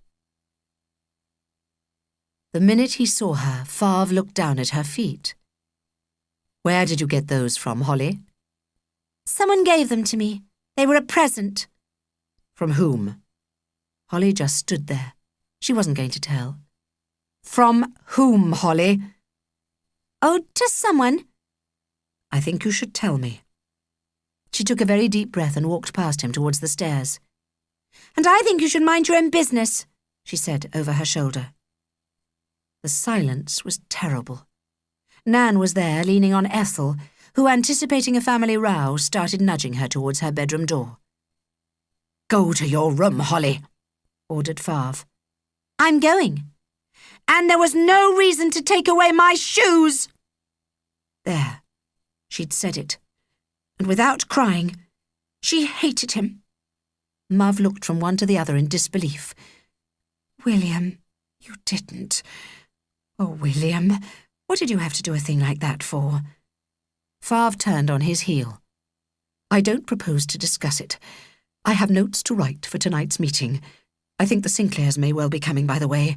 That's another thing we'll have to sort out." He went into his study and shut the door, leaving Mav and Holly staring at one another. Holly didn't go up to her room. She followed Mav's frantic sign language, and they went into the kitchen for a cup of tea. For the first time, she admitted to herself what she thought she'd always known, that Mav was rather frightened of Favre and his strange moods. Mrs. Berry said, filling the kettle, "I'm sorry, chicken. It was a very peculiar thing to do, but he's under great stress." Perhaps it's in the Bible, Holly said stonily, thinking how feeble Mav was and how she should have stuck up for her more against Favre. Perhaps taking shoes away was a punishment from God. No, I don't think so, Pet. Removing your shoes was part of worship, of course. Oh, Mav! Holly was in no mood for a lecture. "I'm afraid your father's got an awful lot on his mind. There's this festival coming up, and your Nan's not at all well. She felt very faint in the car, that's why we came back early. Then there's the Sinclairs, they're another problem. Actually, I want to talk to you about them." "Why? Who are they?" "A very needy family, a young couple and a baby. I think there's a toddler too. They're going to be homeless in a few days." "And they're moving in with us?" "Well, they might have to, just for a bit." "OK," said Holly, thinking. "So what's new?" "The thing is, there are 4 of them. The best place would be the top of the house, with the kitchenette handy and everything. James will be away for 3 weeks, so his room's available, and—" "No!" "Now, don't say that, Pet. It wouldn't be permanent, it would just be for a few days. We thought you could have the little room next to Nan's bathroom."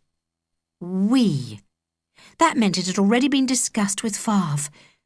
Now she was going to have her attic room taken away so it could be occupied by this problem family, and she was being shoved into the damp little box room where they stored the suitcases. Her shoes were probably in there at this very moment. It was one of her father's safe places. On the way down to her new premises, she would most probably meet Nathaniel, waving his flowery sponge bag, hairy Cyril, and no doubt dozens of others to whom her parents had offered a welcome. She was living in a madhouse. "I don't think I want any tea," she said. "Let me help you find your shoes, lovey. Oh dear, that really was such a harebrained thing to do, hiding your shoes.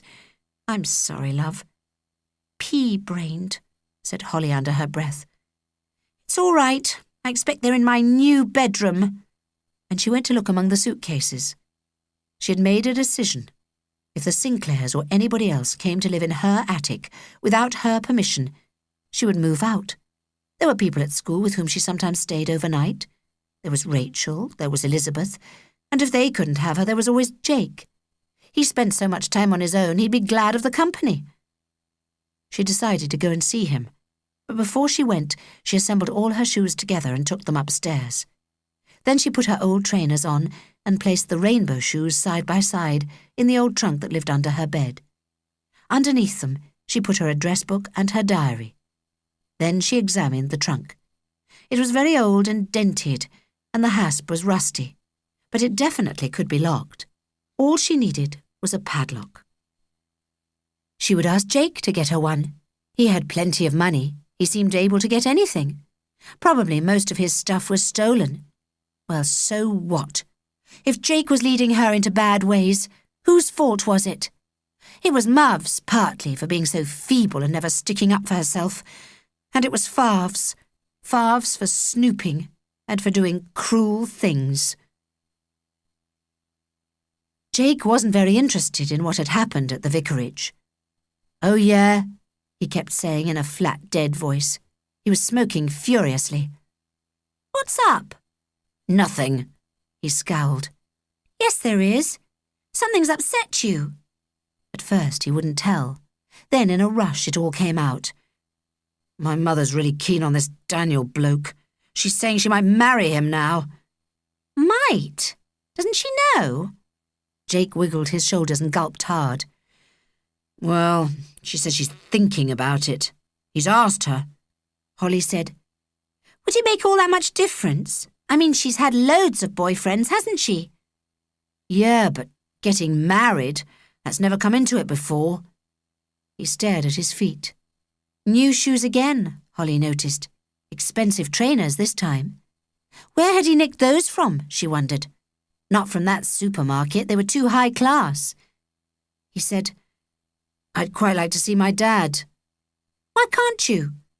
"Because he lives in Spain, in this villa. The woman he married, she just had a baby. They don't want me around. I might be going. Not till next summer, though." His mouth trembled. "I don't like it where they are in Spain. It's too hot. It made me ill the time I went. And it's boring. There's nothing to do there apart from swimming. People just sit round." "Well, swimming's okay," Holly said gently. "I wouldn't mind it. We never go anywhere. And I bet your dad would like you to see the baby. I mean, it's yours too, sort of." Jake wasn't listening. "Before you went to Spain, we had this barn up north. It was right out in the wilds. It was brilliant. My mum and dad, they were trying to turn it into a house. There was a stream. It went right past the door. Oh, and the hills. There were hills all around. It was fabulous. Wish I could go back there." "Why don't you? Why don't you and your mum go back?" "Because they sold it, that's why. But that's where I'm going when I run away. You don't need an air ticket to go there. You can just get onto the motorway. Nobody'll nag and scream at me there." His voice was tight with a fierce, explosive passion, and for a while there was silence. Then Holly, for something to say, muttered, "Done anything to the Daily Scream?" "Not really. But Doris says you can clean carpets with tea leaves. That might come in useful. My mother's having a blitz on her carpets. Everywhere you walk it's wet. I think I'm getting pneumonia." Holly smiled. "I think this newspaper's not got what it takes, do you? I mean, news flash. Woman cleans carpet with tea leaves. It doesn't sound like a world headline, does it?" "How about Vicar steals shoes?" Jake said slyly. "Is that any better?" To her surprise, Holly found that she didn't like this attack on Fav. It was all right for her to say things about him, but not for Jake. She said defensively, "Mav didn't know what he'd done. Well, how could she? She says he's got too much to worry about. He goes on and on about this festival, though. He's talking of getting a burglar alarm rigged up now."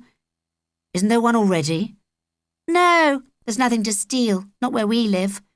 But he's getting this gold plate out of the bank to use at the festival." "I know. Doris told me." Holly grew thoughtful. So news of the world had been gossiping again. She hoped her father didn't find out. He'd asked Doris to leave, and Mav needed her help, even though she did smoke and was the dirtying lady. Jake said, "I could fix up an alarm for your father. It wouldn't cost him anything if I did it. Why don't we go and have a look at the site?" "The site?"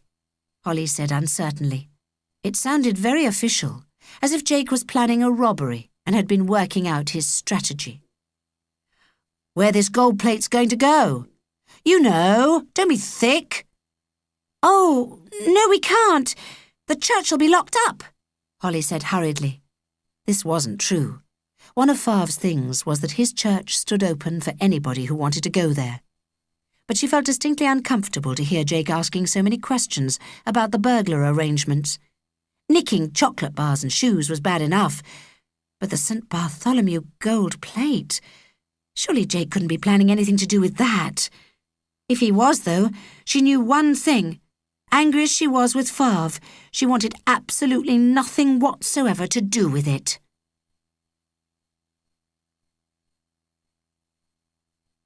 Chapter 8. Jake was restless. He didn't want to stay in his room anymore. He'd heard his mother come in with Daniel.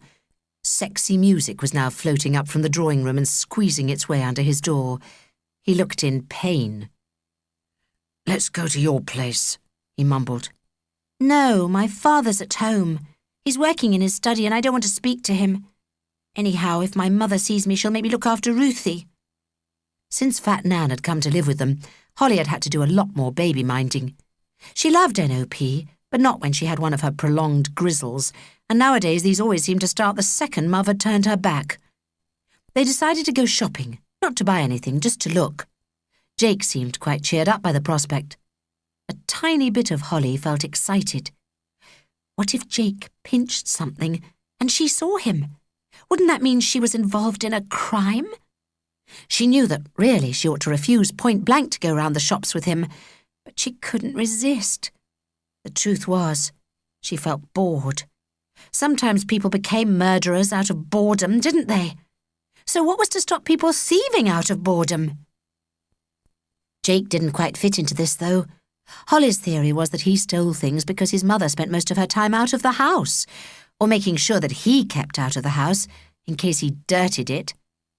He's an only, she'd told Mov and Favre when she'd met them at a parents' night. But only meant lonely to Holly. She was glad she'd got NOP and James, even if he was away at school. Mov cared about her a lot. So did Favre, deep down, even in his shoe-hiding mode. They were a proper family. Jake had nobody. That was why he went thieving. He seemed anxious to window shop in the great big stationers that had opened on the industrial site at the end of Museum Road. It was huge, an old warehouse stuffed full of anything you could possibly need to furnish a super deluxe office. They had computers that you could play on, and desk chairs that swirled round and round. They had toys, too, and sweets, bits of everything, really. It was called Aladdin's. Holly insisted on their walking past St. Bartholomew's to avoid the front of the vicarage. The church door was open. Jake noticed at once. "Thought you said your dad kept the door locked." He does sometimes, only... Holly's voice petered out weakly. "Ugh, I hate that." And Jake pointed. So do my parents. That was the large wooden crucifix which hung outside the church on a bit of scrubby ground where people threw chip papers and let their dogs make a mess. People had strong feelings about the statue because it was very, very big. Favre had always wanted it removed, but there was some old document that said he couldn't. It was all to do with the land the church had been built on. Holly, though she had never told anyone this, quite liked it, because although the Jesus figure was very big and horribly blackened by traffic fumes, the actual face was smiling. Sometimes she dreamt about that smiling face. She liked it better than the idea of God, who felt to her so cross and full of rules and regulations, always out to snoop on you. God was all mixed up with Favre these days. She couldn't sort him out at all. Before she could stop him, Jake had slipped inside the church, so she had to go too. Not that there was anything to steal, but somehow, knowing Jake was inside, made it her church, on behalf of Favre, and she felt an unexpected rush of loyalty to him, a feeling that was suspiciously like love. "Smells funny," was Jake's opening gambit as he wandered round. I like it, Holly said. It was just church to her. Mustiness and old books. The smell you get after a candle is snuffed out. Flowers. There were always flowers in St. Bartholomew's, and now in summer people brought lots from their gardens. Mav helped do the arrangements with Miss Sparrow and Mrs. Teal. They were the flower ladies. Mr. Prestbury, an old man, looked after the children's corner. He cleaned the blue carpet and the little mats the children sat on. He sorted out their books and toys. Everyone had a job to do. People cared about this place, even though only a few came to the services. Once Holly had loved it. The high-pointed windows, full of technicoloured saints wreathed round with leaves and sheep and eagles. The organ with its gold-painted pipes. The blue-robed choir ladies in their funny square hats. The old ones wobbled a bit when they soared up high, but she'd still loved the music. The best moment was when they processed in after Favre, following the big brass cross that was held so high. "This is God now," she'd once whispered to Mov when she was little. "This is God." But it didn't feel so comforting anymore. It was because of the sad things, because of people like Jake, and all those people in her class whose mums and dads were getting divorced, because of the people who fell ill, like Fat Nan, just when she should be enjoying her life, up in the little Scottish cottage with Thin Gramps who'd suddenly died in his chair. Fat Nan really upset her, sitting there day after day, helpless, more helpless than NOP. She decided that it was mainly because of Fat Nan that she'd gone off God. Jake was staring at the picture of the Father and the Son. "I like that," he said. Holly was pleased. "So do I. Look at his poor feet. He's only got one shoe on." "He looks like a skinhead. He's not got any hair. He's like your baby." "And he fain would fill his belly with the husks that the swine did eat," he muttered to himself. Holly was amazed. "That's the Bible. That's what it says about him eating the pig food." "I know." "How do you know? And how do you know the old-fashioned words?" Jake shrugged. "Just do. Suppose I learnt it at St. Wilf's. There was a lot of religion there.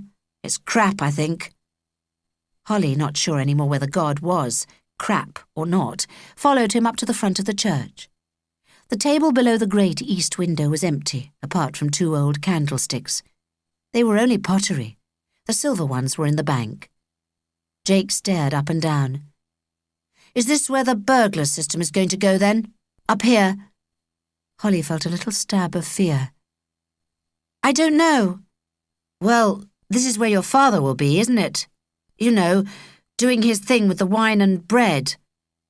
"Yes, but—" "I bet I could nick things from here, even if he did rig a system up. You can cut through them, you know." Holly stared at him, simply not knowing whether he was joking or off in some strange fantasy world where young boys hit vicars on the head and ran away with priceless treasures. She said very deliberately, "So, when my father gets the gold plate out of the bank, you're going to come in here and steal it? Then what will you do?" Jake turned pink. "Dunno. Pawn it? It'd fetch enough for us to run away." "We're not going to run away." "I am. I'll go on my own. I don't care. Just let her do one more thing to me, that's all. She treats me like dirt." Holly said, "Listen, she's unhappy. She wants to marry Daniel and she feels guilty because of you. She does love you. She's just, well, unhappy." "Everyone's unhappy," Jake said bleakly. "Let's go to Aladdin's," she suggested. Shopping was the only thing that cheered him up at the moment, and perhaps this time he wouldn't take anything. He followed her out of the church and round to the main road again, past the big looming Jesus, smiling on his cross. They'd just got to the gate of the graveyard when Holly heard Mav's voice. "Holly, thank goodness. Can you come and give me a hand? I don't know where your father's got to. Is that Jake? Jake, chicken, can you come too? We need a strong man." They waited for a break in the traffic, then crossed the road together. "It's your Nan," Mav said, hurrying them inside. "Doris and I have been struggling for half an hour. She's stuck in the bath. She's stuck to the bottom. We need all hands on deck. Oh, I do wish I could get hold of your father."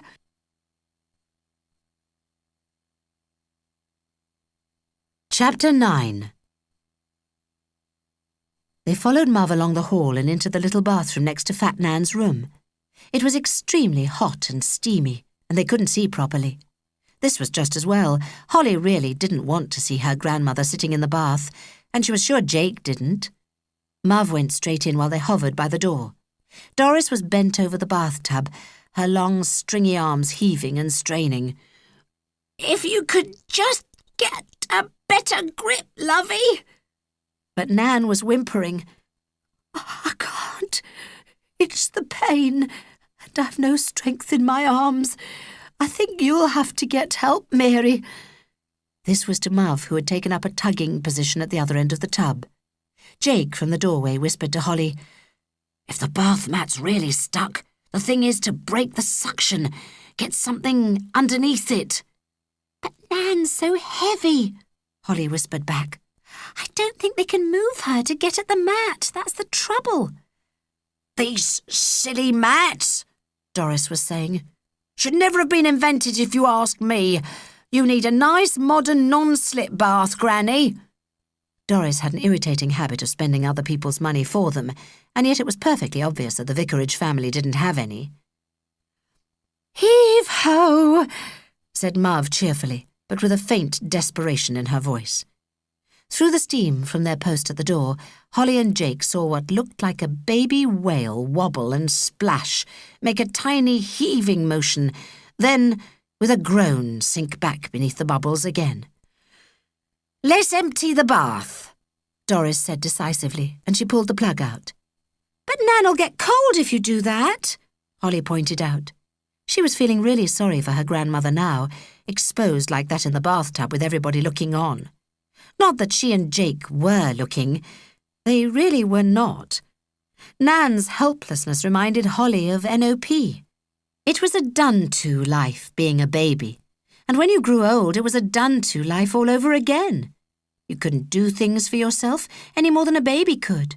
Others had to take care of you, and in the end, you just had to do as you were told. It all made her want to cry somehow. Suddenly, News of the World Doris gave a little squeak of triumph. There was rather a rude, plopping, sucking sort of noise, and Fat Nan got shakily to her feet, just as the last of the bathwater swirled down the plug hole. Jake disappeared, and Holly heard the front door slam. She went into the bathroom where Mav and Doris were now swaddling Nan in a fluffy pink towel, and helped swaddle too. "Oh, thank you, dear," Fat Nan said breathily. Her face was a funny colour, not red and boiled as it usually is when you've just had a bath, but a greenish grey. She looked ill. Favre was worried about her. Mav had said so. "Please don't let Nan die," Holly said silently, in spite of the muddle she felt about God. Jake didn't come back till Nan was tucked up in bed talking to the health visitor. Holly was in the kitchen with Mav and NOP. Favre was nowhere in sight. He put a carrier bag on the table. Aladdin's, it said, in green and gold. "These are for your granny," Jake mumbled. "Sorry they're not wrapped up." Holly peeped inside and saw a gigantic box of chocolates done up in fancy ribbon. "The receipt's in the bag," he said under his breath, "and it was my money." "That was very, very sweet of you, dear," Mav said, and she gave him a kiss. Mav didn't just peck people, she gave them big, warm hugs. Holly looked nervously at Jake. Did he mind being swamped, covered with comfy feathers by hen-like Mav? She had never seen his own mother touch him, let alone give him a kiss. "Well, it was awful for her," Jake said awkwardly. "Us being there and everything. I didn't look," he added. "Of course you didn't, love, and she's going to be absolutely delighted with her present. All right, precious petal." NOP was grizzling and extremely smelly. Mav took her out of her high chair and bore her away upstairs. "I didn't nick those chocolates," he said. Holly looked at him.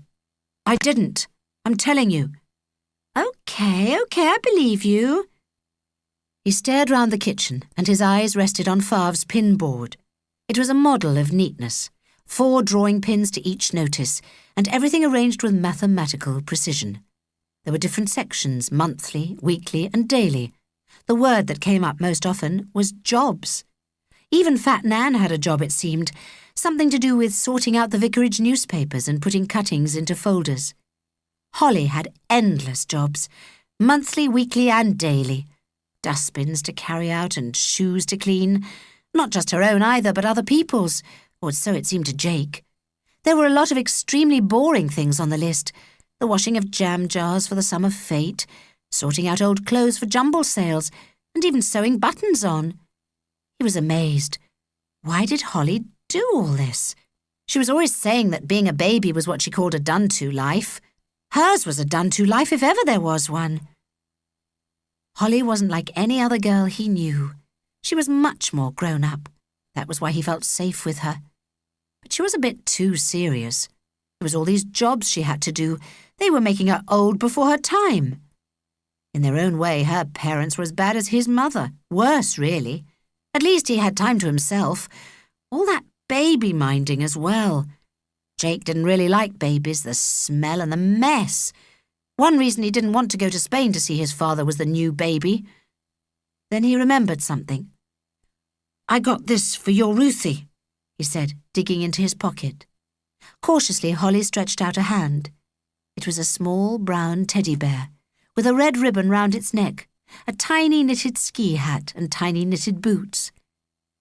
"It's lovely," she said slowly. "Do you think she'll like it?" "Well, yes. Mind you, she'll eat it. It'll have to go on a shelf for a bit. Did you buy this, too, from Aladdin's?" Jake's eyes slid away. The little bear had fitted so perfectly into his pocket. Anyhow, those chocolates had been really expensive, and that was his money. Well, money he had a right to. Holly had tightened her mouth and was obviously going to start the inquisition when her father walked in. "Where's your mother? She rang me about Nan. What are you doing here?" This was to Jake. Jake shot to his feet. "Nothing. I was just going. Bye, Hol." And he was gone.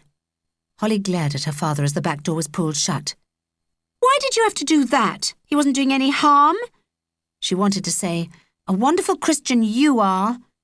She would one of these days. Her father ignored her. Then he said, "Hol, I don't like him calling you that. Why can't he use your proper name?" "Holly's not my proper name either, actually." He snorted. "You are impossible." "Jake's been really good. He helped get Nan out of the bath." This wasn't exactly what had happened, but he'd come with her, and he'd only not gone into the bathroom because it was embarrassing. You couldn't blame him for that. He'd never, ever called her Hol before, though. She had warmed to it. It meant he really liked her.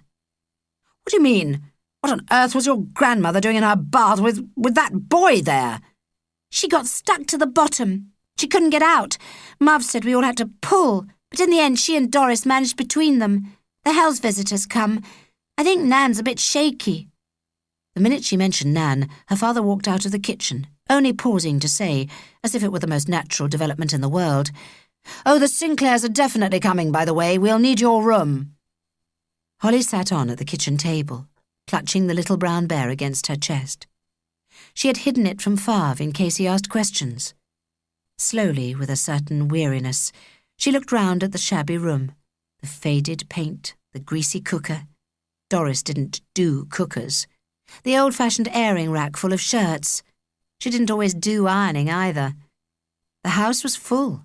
Nathaniel was still on the first floor, and there were 2 young girls sharing the back bedroom who clumped about at night and played a radio loudly. They'd been sent from the centre for a few days. They seemed homeless too. She got up, left the kitchen, and started to climb the stairs. Inside her, a resolution was hardening. If the Sinclairs did come, and if she really did have to leave her room, then she was leaving. For Rachel's or for Elizabeth's, for Jake's, anywhere.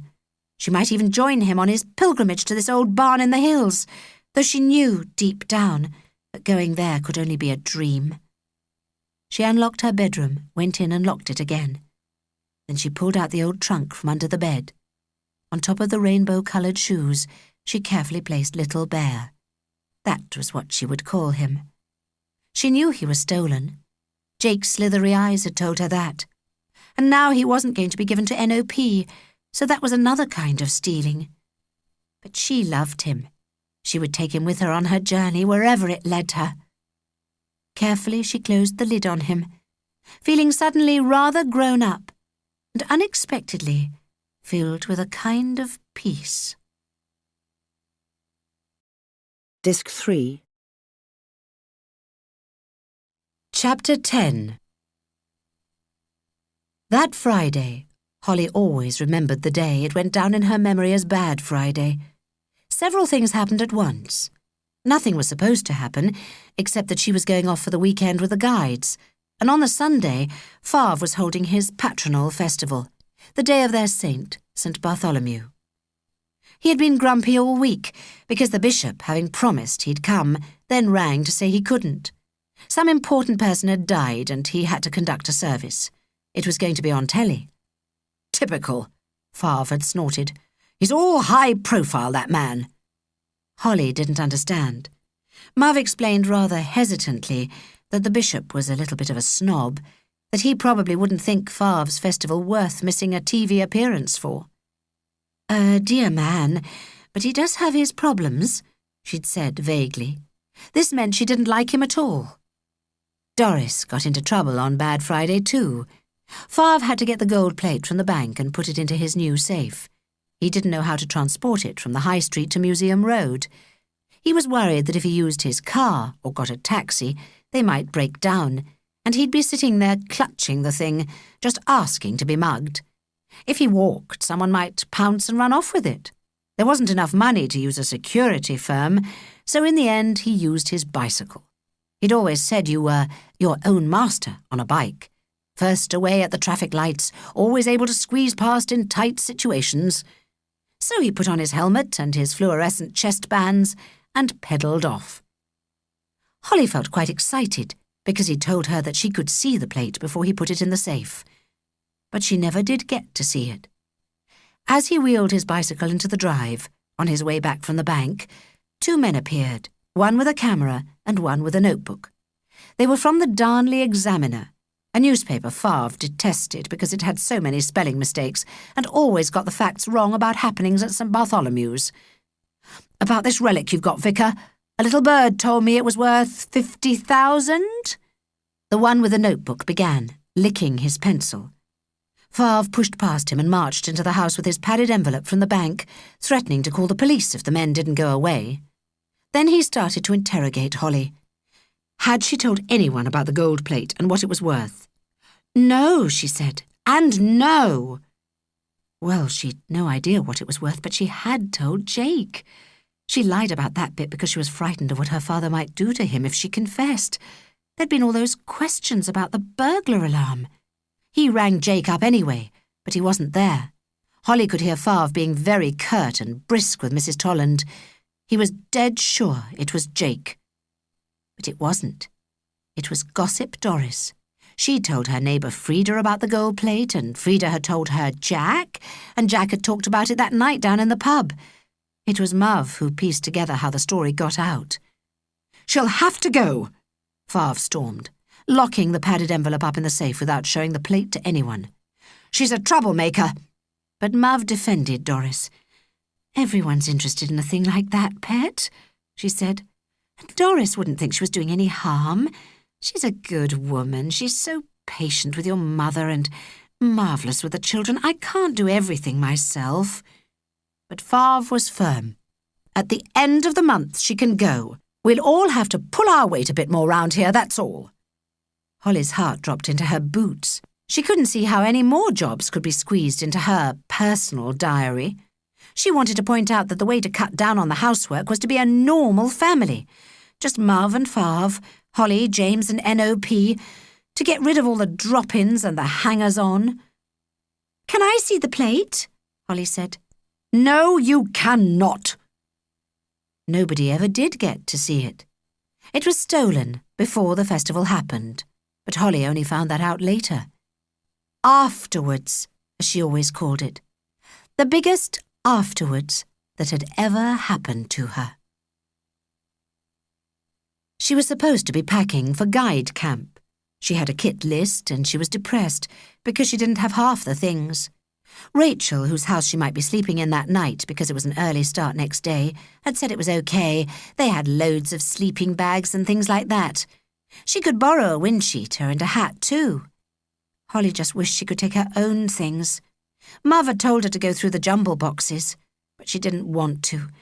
She was sick and tired of wearing the clothes that other people had chucked out. Someone knocked on her door. It was Muv to say that Jake was on the phone. "He seems rather agitated, Chicky," she said. "Nice boy, sensitive. Take it in our room." Holly, glad that someone in the family apart from her approved of Jake, climbed onto her parents' creaking brass bed, curled up and answered the phone. The room was a mess. Its main features were stacks of black plastic sacks, full of useful items that Muv was always on the point of sorting out, and piles of books, nearly all belonging to Favre, books with curious titles like Doubt and Reason and Light in Darkness. She would write a book when she was grown up, she decided. A book about this room, and present it to Muv and Favre. She would call it Order Out of Chaos, or possibly Neatness from Squalor. She grinned as she picked up the handset, but Jake was in no mood for jokes. "She's had it," he said.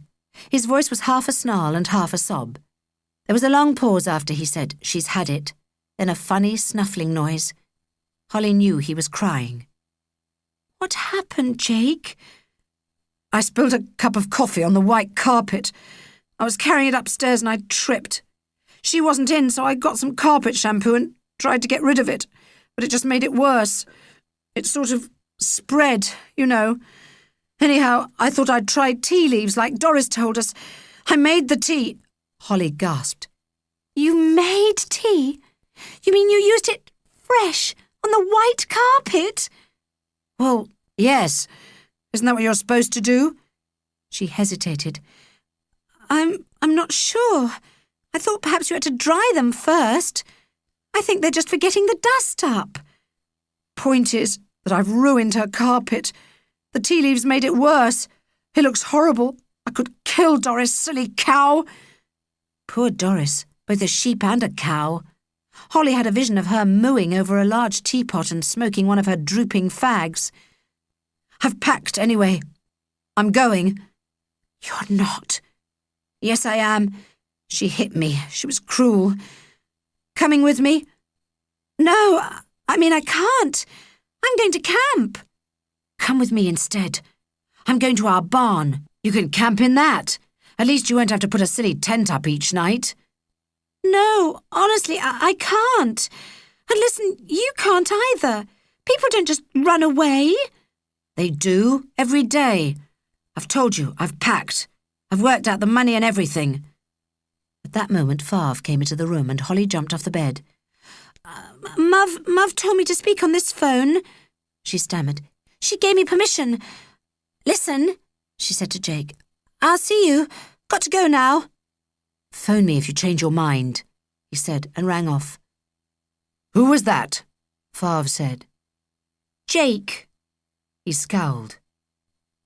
"I need to talk to you, Holly." She knew that tone of voice. It meant it was desperately important to Favre, not necessarily to her. It was almost certainly about the Sinclairs. She said, "I've got to go to the guide hut. There's a meeting about tomorrow." He looked annoyed, but he said, "Oh, I see. Well, I suppose you can't miss that. I must say it's a pity you're away the weekend of the festival." "I didn't plan it." "There's no need to be rude." She'd not meant it to sound like that, but a great anger about Favre was mounting inside her. It was never, "How are things going, Holly?" or "How are you, Holly?" It was always, "Do this, do that," or "I need to talk to you." She felt she wasn't a person to her father, merely an extension of his endless arrangements. Most deeply, she felt that all the needy people who came to the vicarage were just as important as she was. And she wanted to be more important. She wanted to be special and needed for herself, not just because she was useful. The meeting at the guide hut took ages. Mrs. Beresford, the guider, did go on. She took 10 sentences to say what anybody else would have said in 1. Holly was glad it was only a weekend and not a week. Afterwards, she went to Rachel's to collect a sleeping bag and a windsheeter. Rachel, who was an only, like Jake, pressed her once again to stay the night, so that they could set off together next morning. "I'd have to ask," Holly said. "My father doesn't much like it when I stay at other people's houses." Why not? Oh, he gets anxious. I'm sorry. He's just a bit odd about it. Anyhow, I'll ring if he says yes. But she didn't go to Rachel's, nor did she go to camp. When she got back to the vicarage, she went straight up to her room with the sleeping bag. The door was open, even though she'd locked it. Favre, of course, had his own keys for every door in the house. A young woman was sitting on her bed, giving a baby its bottle. She was smoking. From time to time she flicked ash onto the bedside rug. Some of it settled on the baby. In a corner was a small TV set. It was on, showing an old Pink Panther cartoon. Reception's not much cop up here, she said, looking rather resentfully at Holly. Don't you have a proper aerial? No, I'm not allowed television in my bedroom, Holly said. Do you mind if I get my things? Feel free. The woman moved a few inches along the bed. These your sheets, are they? Pretty. I'll leave them. Use them if you like. I only put them on yesterday. Oh, Ta, we're a bit short on sheets. Mickey, that's my 3-year-old, he's got what you might call a little problem. Wets the bed sometimes. But your ma said I can use her washer. Nice up here, isn't it? I hear you're moving down below for a bit. That's right.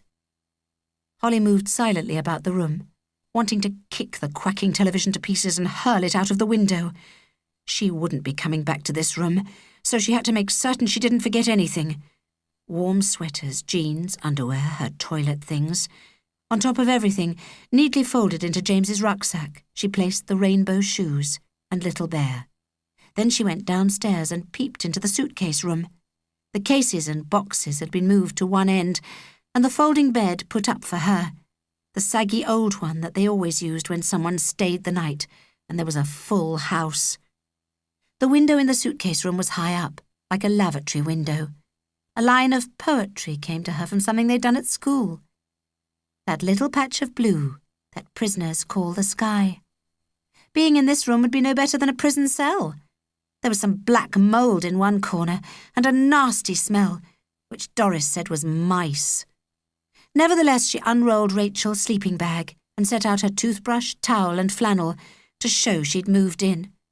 She even put a book on the pillow. Nobody seemed to be around except the Sinclairs.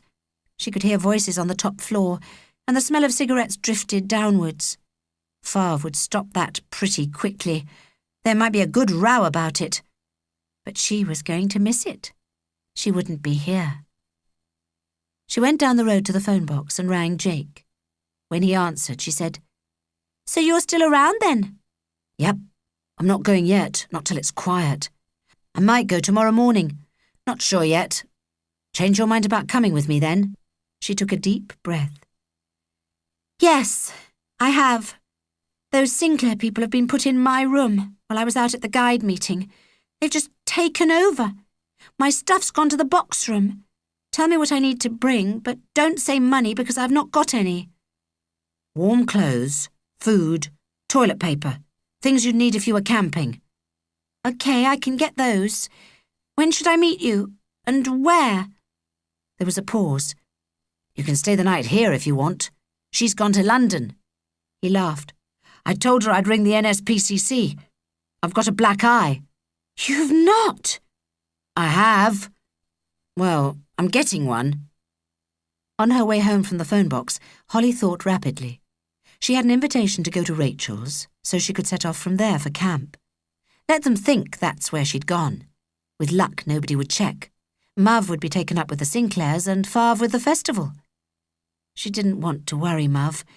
She wanted her to think she was safe at camp in Clitheroe, and this way she could go with Jake and nobody would be any the wiser. She would have to make a discreet raid on the spare food cupboard, a big walk-in closet at the end of the hall which Favre kept locked because of the drop-ins. It would mean stealing the key. Taking the food was stealing too, she supposed. But she reasoned it this way. It was payment, really, for all the jobs she did for free.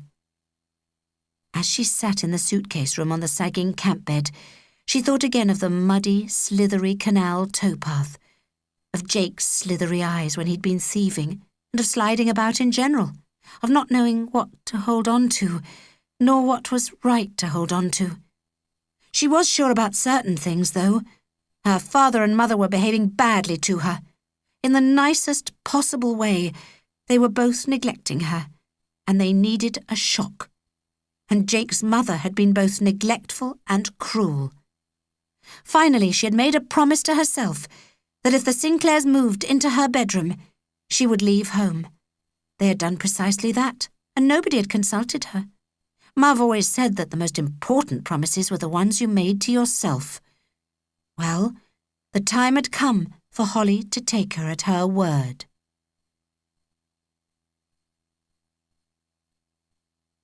Chapter 11. In her father's study behind the door, there was an old-fashioned key cupboard, where he kept all the household keys on large brass hooks. The cupboard itself was kept locked, but Mav had her own key to it, and Holly knew where that was. Mav trusted her. She was often sent to get things out of the store cupboard. She found her mother's key in an old pottery jar on the larder shelf, unlocked Fav's cupboard with it, and made her way to the store cupboard. The coast still appeared to be clear, though she could hear Fat Nan's radio, and upstairs the Sinclairs sounded as if they were having a row. She opened the cupboard door, switched on the light, and slipped inside. It was an old game cupboard, with hooks for hanging rabbits and hares and pheasants. Now, though, it was filled with the results of Fav's mega monthly shop at the huge Tesco's on the other side of town. There were neat pyramids of tins and carefully stacked packets, and bumper bags of toilet rolls. Everything was labelled bargain buy or special offer. Fav always went round the supermarket with his calculator. If anybody found her, she would have to say that the food was for camp. In any case, she couldn't take much. It would have to fit into her rucksack. So she took some toilet rolls and a few little tins of sausages with beans, a carton of long-life milk, and a packet of biscuits. Then she added some tins of tuna fish and a packet of instant potato. That was all, not much in return for what felt to her like a lifetime of shoe-cleaning, tidying, and baby-minding. In the kitchen she found Mav's second-best can opener, the blunt one you always had to fiddle with. Nobody would miss that. She also took a couple of carrier bags, for her washing. Just how she was going to wash her clothes she wasn't quite sure, but she always took a plastic bag for the purpose when she went on holiday. This wasn't a holiday, though. It was running away. She packed everything at the bottom of the rucksack, fastened it up, and put it on the floor of the prison's cell. Then she looked at it. This bulging rucksack meant she really was going. What must her strategy be now, though? How could she stop them from coming after her? She would lie low for the rest of the day, pretend to be busying herself in the new room, and not get into any arguments about the arrival of the Sinclairs. She would tell Mav, but not Fav, that she'd probably spend the night at Rachel's. Probably somehow made it feel less of a lie. Rachel's father was a doctor, and their home number was not in the phone book. That was good. It meant nobody could go checking up on her. She'd go round to Rachel's before bedtime and tell her she wasn't coming to camp. She had a bit of a runny nose, and she'd say it was flu. 2 other people weren't going already because of flu, and Mrs. Beresford hadn't seemed bothered. "More room in the tents," she'd boomed cheerfully. On second thoughts, perhaps she could just ring Rachel. Then Rachel could pass on the message. So that covered everything. Mav was very, very nice to her, because she'd not made a fuss about the Sinclairs. She said she could go to Rachel's and that Fav wouldn't mind. He was at a rehearsal anyhow for the festival and wouldn't be back till late that night. Mav was busy, going from NOP to Fat Nan to the Sinclairs, then back again. There was no time for chatting, and so no time for any awkward questions. At 8 o'clock, Holly put on the wind cheater she'd borrowed from Rachel, shouldered her rucksack and set off for Jake's. She didn't say goodbye to anybody. If she kissed her mother or NOP, she knew that she just wouldn't go. But it wasn't really official running away, was it? That meant huge newspaper headlines and tearful appeals on TV. She really didn't want to worry her parents, though a bit of her wanted them to know one day that they'd driven her out of her own home by being too taken up with all the needy people, by Fav not listening to her, by Mav being a doormat. She suspected that Jake did want fuss, that he wanted his mother to worry herself sick. "Are you leaving a note?" she said, as she put her rucksack on the white hall carpet. She could see the coffee and tea leaves stain. It was awful. "Nope. What would it say if I did? Have run away?" She'd probably say good riddance. "I hope you've not left a note. We don't want them coming after us." "No, they think I've gone camping. I rang Rachel on my way to you from a phone box. Didn't want anyone to hear. I told her to say I'd got flu. Loads of people have. So my parents will just think I've gone away for the weekend." "Suppose you have. But it's not just a weekend, you know. I'm serious." "How long will we stay?" "For as long as it takes." "Takes to do what?" "For them all to come to their senses. We don't have to stay at the barn if we don't want to, anyhow. We can move on. We can go to Scotland or abroad." "I've not got a passport," Holly said. She didn't believe in these plans. "That's okay. We'll start with Yorkshire. You don't need a passport for that." Holly felt secretly relieved. Jake didn't quite believe in his plans either. Well, not the abroad bit. He was counting money, loads of it. £10 notes and £20 notes, quite a thick wad when he'd gathered it all together. "Where did that come from?" "It's mine. It's what she owes me. My father sends cheques and I'm supposed to have some of the money, but I never get it." "You've got lovely things though, Jake," Holly said, thinking about her little bare attic. He wrapped the money in a polythene freezer bag and tucked it into a pouch on the side of his rucksack. Just how he'd come by all those banknotes, she thought she would never know. Jake was a mystery. "We ought to go to sleep early," he said. "We're going on the train. We've got to be at the station by 6:30. "Train? That didn't sound like running away." "Well, we can't walk it, though there'll be a big walk at the other end. And we're not hitching lifts. Someone will spot us." "They'll spot us on the train, though, won't they?" "Listen, the train's best. Nobody'll miss us for a day or so, anyhow. Laura's not coming back from London till Monday, and you're supposed to be at guide camp. Got any food?" She showed him. "It's not much," he said. "Well, it's all I could carry," she said hotly. "You don't realise what big trouble I'd be in if my father found out. Nobody's supposed to go into the store cupboard. He'd say it was stealing." She wanted to take the word back, but it was too late. Silently, Jake turned his face away. He had stolen so many things. What were a few toilet rolls and some tins of food to him? But to Holly it was big, and so was the tissue of lies she had had to spin to get here at all. She didn't lie very often, but once, when Favre had caught her out, he had quoted some poetry at her. "Oh, what a tangled web we weave, when first we practice to deceive." He always hid behind other people, including poets. But it was true. If you practiced one untruth, it led to another. And she suspected that the habit was catching, that the whole thing just got bigger and bigger. Certainly she felt thoroughly tangled now.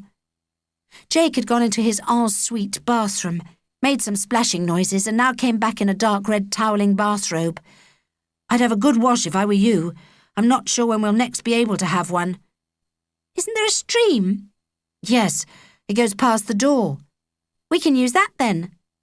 And they could wash their clothes on flat stones and hang them up to dry on spiky bushes. They could pick berries and eat them. Holly had read about that kind of thing in stories. "Where can I sleep?" she said. "I mean tonight." Jake looked a bit vague. "Dunno. Hadn't thought. Hang on, I'll go and investigate." In a few seconds he was back. "You'll have to sleep in my mother's room. There are no sheets on the spare bed. Anyhow, she's got a heater." Although it was late July, the weather was cold. "Will it be cold in Yorkshire?" she said, following him into the large front bedroom. "Colder than here. You did bring warm things, didn't you?" "I brought what I'd got. Not everyone has padded ski jackets, you know." For all Jake moaned about his mother, it always seemed to Holly that he had piles of the most expensive things. Surely she had bought some of them for him. They couldn't all be stolen. The bedroom was amazing. Holly's mouth dropped open as she stared at the magnificent king-sized bed, with its white and gold tasselled counterpane, its heaped-up frilly cushions, white alternating with palest lemon, its dove-grey carpet, a luxurious swamp like the carpet on the stairs, its discreet white hanging cupboards with their thin gold beading. By the bed was a small antique chest, covered with silver photograph frames. She glanced at them. They all seemed to be of Jake. Jake as a babe in arms, Jake toddling, Jake on his first day at primary school, Jake in his St. Wilfrid's uniform, even the new Jake with a holey sweater whose sleeves came right down over his fingertips, Jake with a complexion like Spotted Dick. She said, "I couldn't sleep in here, Jake."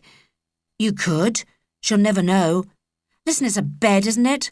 All you need is to get into bed and go to sleep. You can use my bathroom. I think she'd spot it if someone else had been using hers." Gingerly, Holly sat on the bed. It was soft. In her attic, the bed was hard. Favre said a firm mattress was better for your back, but she loved beds like this. It seemed to be whispering to her, "Come on, get in, snuggle down." "Okay," she said. "I'll just have a wash. I'm going to sleep. I'll wake you up at 5:30. Night, then." When she came out of his bathroom, a pigsty like his bedroom, he was already a mere mound under his duvet and was making little snoring noises. Holly crept past. Snoring got on her nerves. How would it be in a barn with nowhere to escape to? And how would she survive in the kind of mess he made? She was going to make it crystal clear from the beginning that there was to be no mess. But look at his rucksack. Everything stuffed in anyhow, nothing folded up. The only thing he'd taken any care with was the banknotes. It took her ages to get to sleep.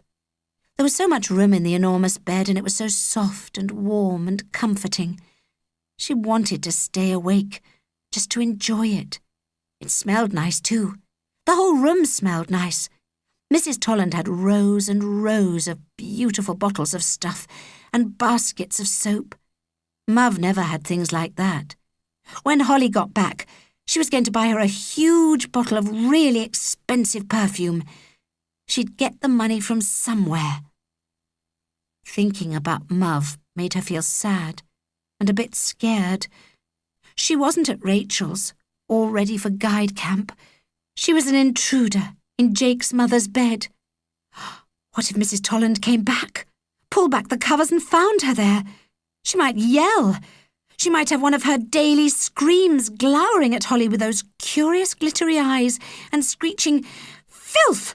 Vermin! Get out! Get out!" She drifted into an uneasy, light sleep and dreamt of Mav and Father tramping over the hills, searching, always searching. The dreams were full of close-ups, like a film, of tears rolling down cheeks. The wet face was always Favre's, and yet she had never seen him cry, not once, not ever. They were awful dreams. Dreams were supposed to tell you what was really worrying you, and these meant she hated leaving Mav and Favre. But part of her was angry with them too. Angry with Favre for the way he'd treated her, and angry with Mav for letting him. There was a battle going on inside her. Her loyalty to them was having a big fight with her anger. She didn't sleep much, and she was glad when Jake came in with his alarm in his hand. 5:30, he said. "Time to get up. But there's no hot water yet. We'll have to use cold." Holly shivered as she brushed her teeth. It felt like December, not July. This is how it would be at the barn, but worse. And there'd be no gorgeous bed to sleep in there. Jake made them porridge for breakfast. She was surprised. She thought he couldn't cook. "It might be a long day," he said, writing Jake in syrup on the top of his porridge. "We've got to stoke up." Holly only ate half hers, and none of the toast he'd made. Her inside seemed to be snaking up and down. She felt sick with nerves. "Let's go, Jake," she said. He was fiddling with the things on top of his rucksack. "You're in a hurry all of a sudden." "I just want us to go, that's all." "Not changed your mind, have you?" "No." They walked down the mews a little apart. The houses were silent, all curtains across. They didn't see the twitching of net, and the small beady eye peering out of number 19, where Mr. Horn lived. No, she'd not changed her mind, she said. But that wasn't quite true. This was all part of the tangled web. She was getting more and more enmeshed. It would be simpler to go back to the vicarage with its muddle and its smells. She'd even settle for a few nights in the prison cell. But Jake, having seen the red zigzag station sign, was striding out, chirpy in his wonderful ski jacket. "Come on," he badgered, "or we'll miss the train."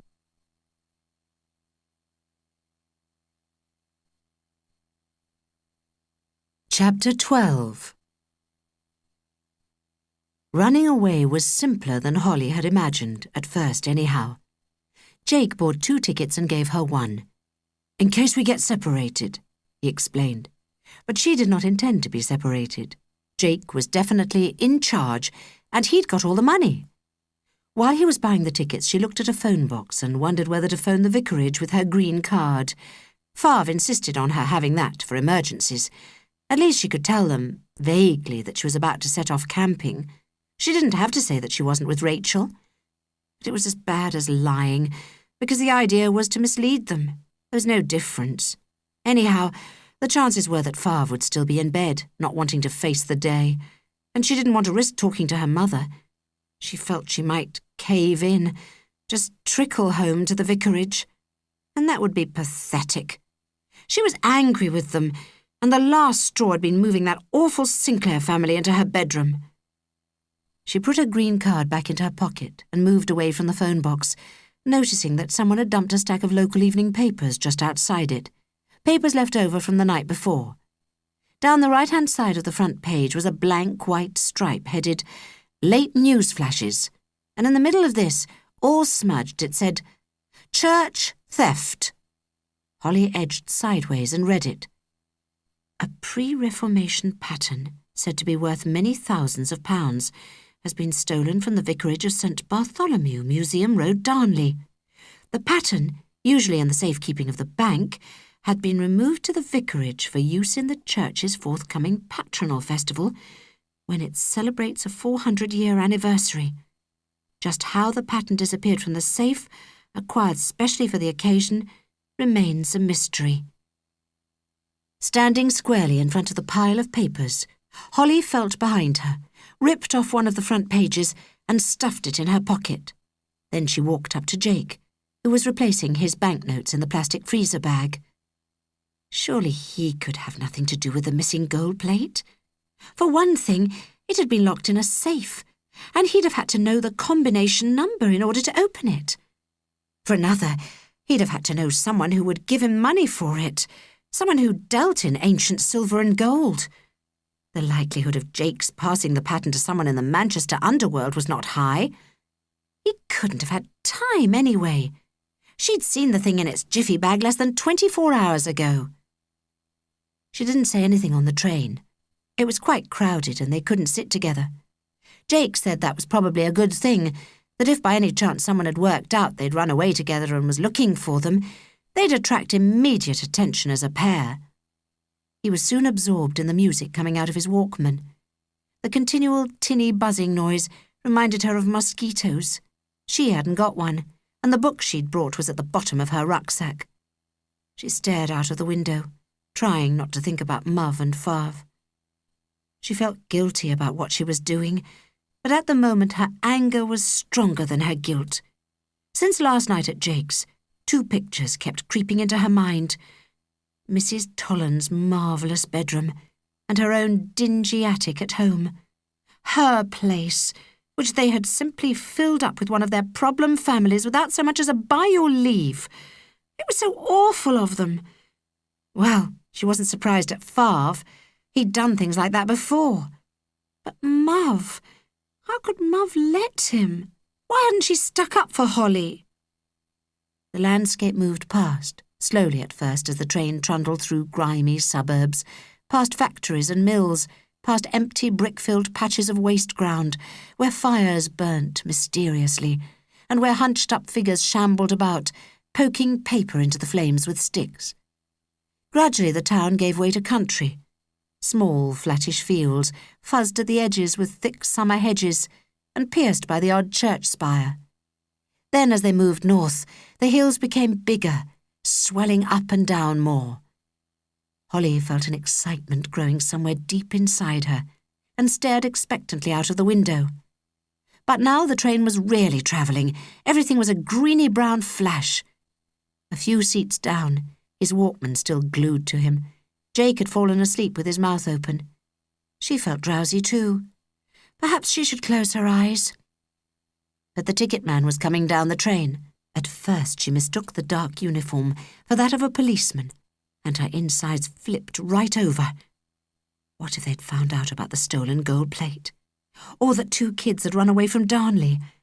Disappearing children were no big deal, according to Jake, who often talked like film actors on TV. But if one of the children had stolen a valuable antique plate? She held out her ticket between 2 trembling fingers. "Thanks, love," the man said, snipping it neatly, and moved down the train. Jake had to be prodded awake by a man in overalls who was sitting next to him. As soon as he'd had his ticket clipped, he went to sleep again, only staying awake long enough to put a new tape in his Walkman. Holly slept too for a bit. She was hungry after eating so little of the porridge, and she had no money to buy anything. In her dreams she could smell the hamburgers, toasted sandwiches and coffee that people kept carrying past from the buffet car. After a while there was a big jolt. She opened her eyes and stared out of the window. The sun was shining, and people were looking out on all sides admiring the landscape. They'd stopped in the middle of nowhere. And it was a marvellous nowhere. The train seemed to have hand-picked its place to stop, just for Holly. The hills, which had grown enormous as she slept, now swept right down to the railway line on each side. They were a marvellous colour, a pale lemony green, and it looked as if the grass on the lower slopes had just been cut. Far away, in a tiny field, a red tractor was moving slowly up and down, and little coloured blobs were following it. Perhaps the farmer was haymaking. She'd read about that in The Children of Willow Farm. It was her favourite book, after Mallory Towers. There were sheep everywhere, some quite close to the train. They were handsome creatures, with sooty black faces and wonderfully wreathed horns. They looked quite intelligent too, and not at all miserable, not like Doris. Best of all, though, was the stream, sparkling as it rushed down between 2 hills, emptying itself into a large pool, then scampering on again at the other side, under an old stone bridge. A child in a red T-shirt stood right in the middle, gazing down into the water. Holly stared and stared. She wanted to be that child, and she wanted to open the train windows and hear the water rushing past, see the sheep and the birds that wheeled above them in the dazzling sky. Someone prodded her in the back. It was Jake, disentangling himself from his Walkman. "Got your things?" he said. "We're nearly there. It'll be our station soon." "Is it like this, Jake?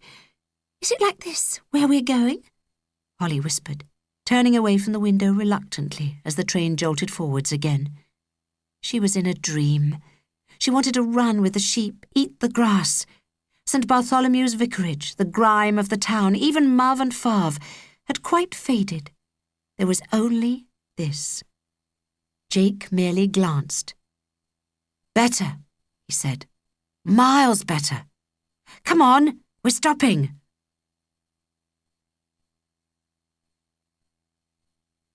Chapter 13. It was a very little station, and nobody else got off. On both platforms there were big tubs of flowers, and a tortoiseshell cat lay curled up on a green bench. A man was sweeping dust up into a plastic bag, and everything looked very tidy. It was the kind of station Jake's mother would have approved of. Holly approved of it too. The snoozing cat and the geraniums gave her a sense of well-being, and she loved the space and silence all around, the hump of green hill over which the track curled like a thin black ribbon. The train was mounting it now, getting smaller and fainter till it became a toy train, then nothing but a blue smudge. In the ticket office a man was bent over a typewriter. He was not looking their way, But Jake still pushed her past the glass rather anxiously, glancing this way and that. "Good thing these open stations," he muttered. "Not having a barrier you have to go through. Come on." Out in the road he paused and stared round. "Got to get my bearings," he said. "Used to come here with my mother when they were doing the barn up. Dad used to pick us up and we'd get chips on the way back. They did black peas too. They were fabulous." He looked so lost and sad when he spoke that Holly rather wanted to put her arms round him. Instead, she said, "My Nan used to make black peas. Perhaps we could get some chips on our way to the barn." She was famished. Jake produced a flat, meaningless smile and tugged his rucksack straight across his shoulders. "No point in doing that. They'd be cold before we got there. We've got to make a start. It's a long walk." "How long?" Holly was wearing her rainbow shoes. The soles were quite thin. Jake had said wear boots, but she hadn't got any. "Oh, quite a trek." "But how long?" Jake was wearing his shifty face. "I don't know exactly. About 5 miles, something like that." Holly suspected it was much longer, but Jake obviously wasn't going to tell her. Well, she could manage 5 miles. She'd done that with guides. She was hungry, though. Back in the station there was a kiosk that sold sweets. "Could we get some chocolate or something?" she said. "For the walk?"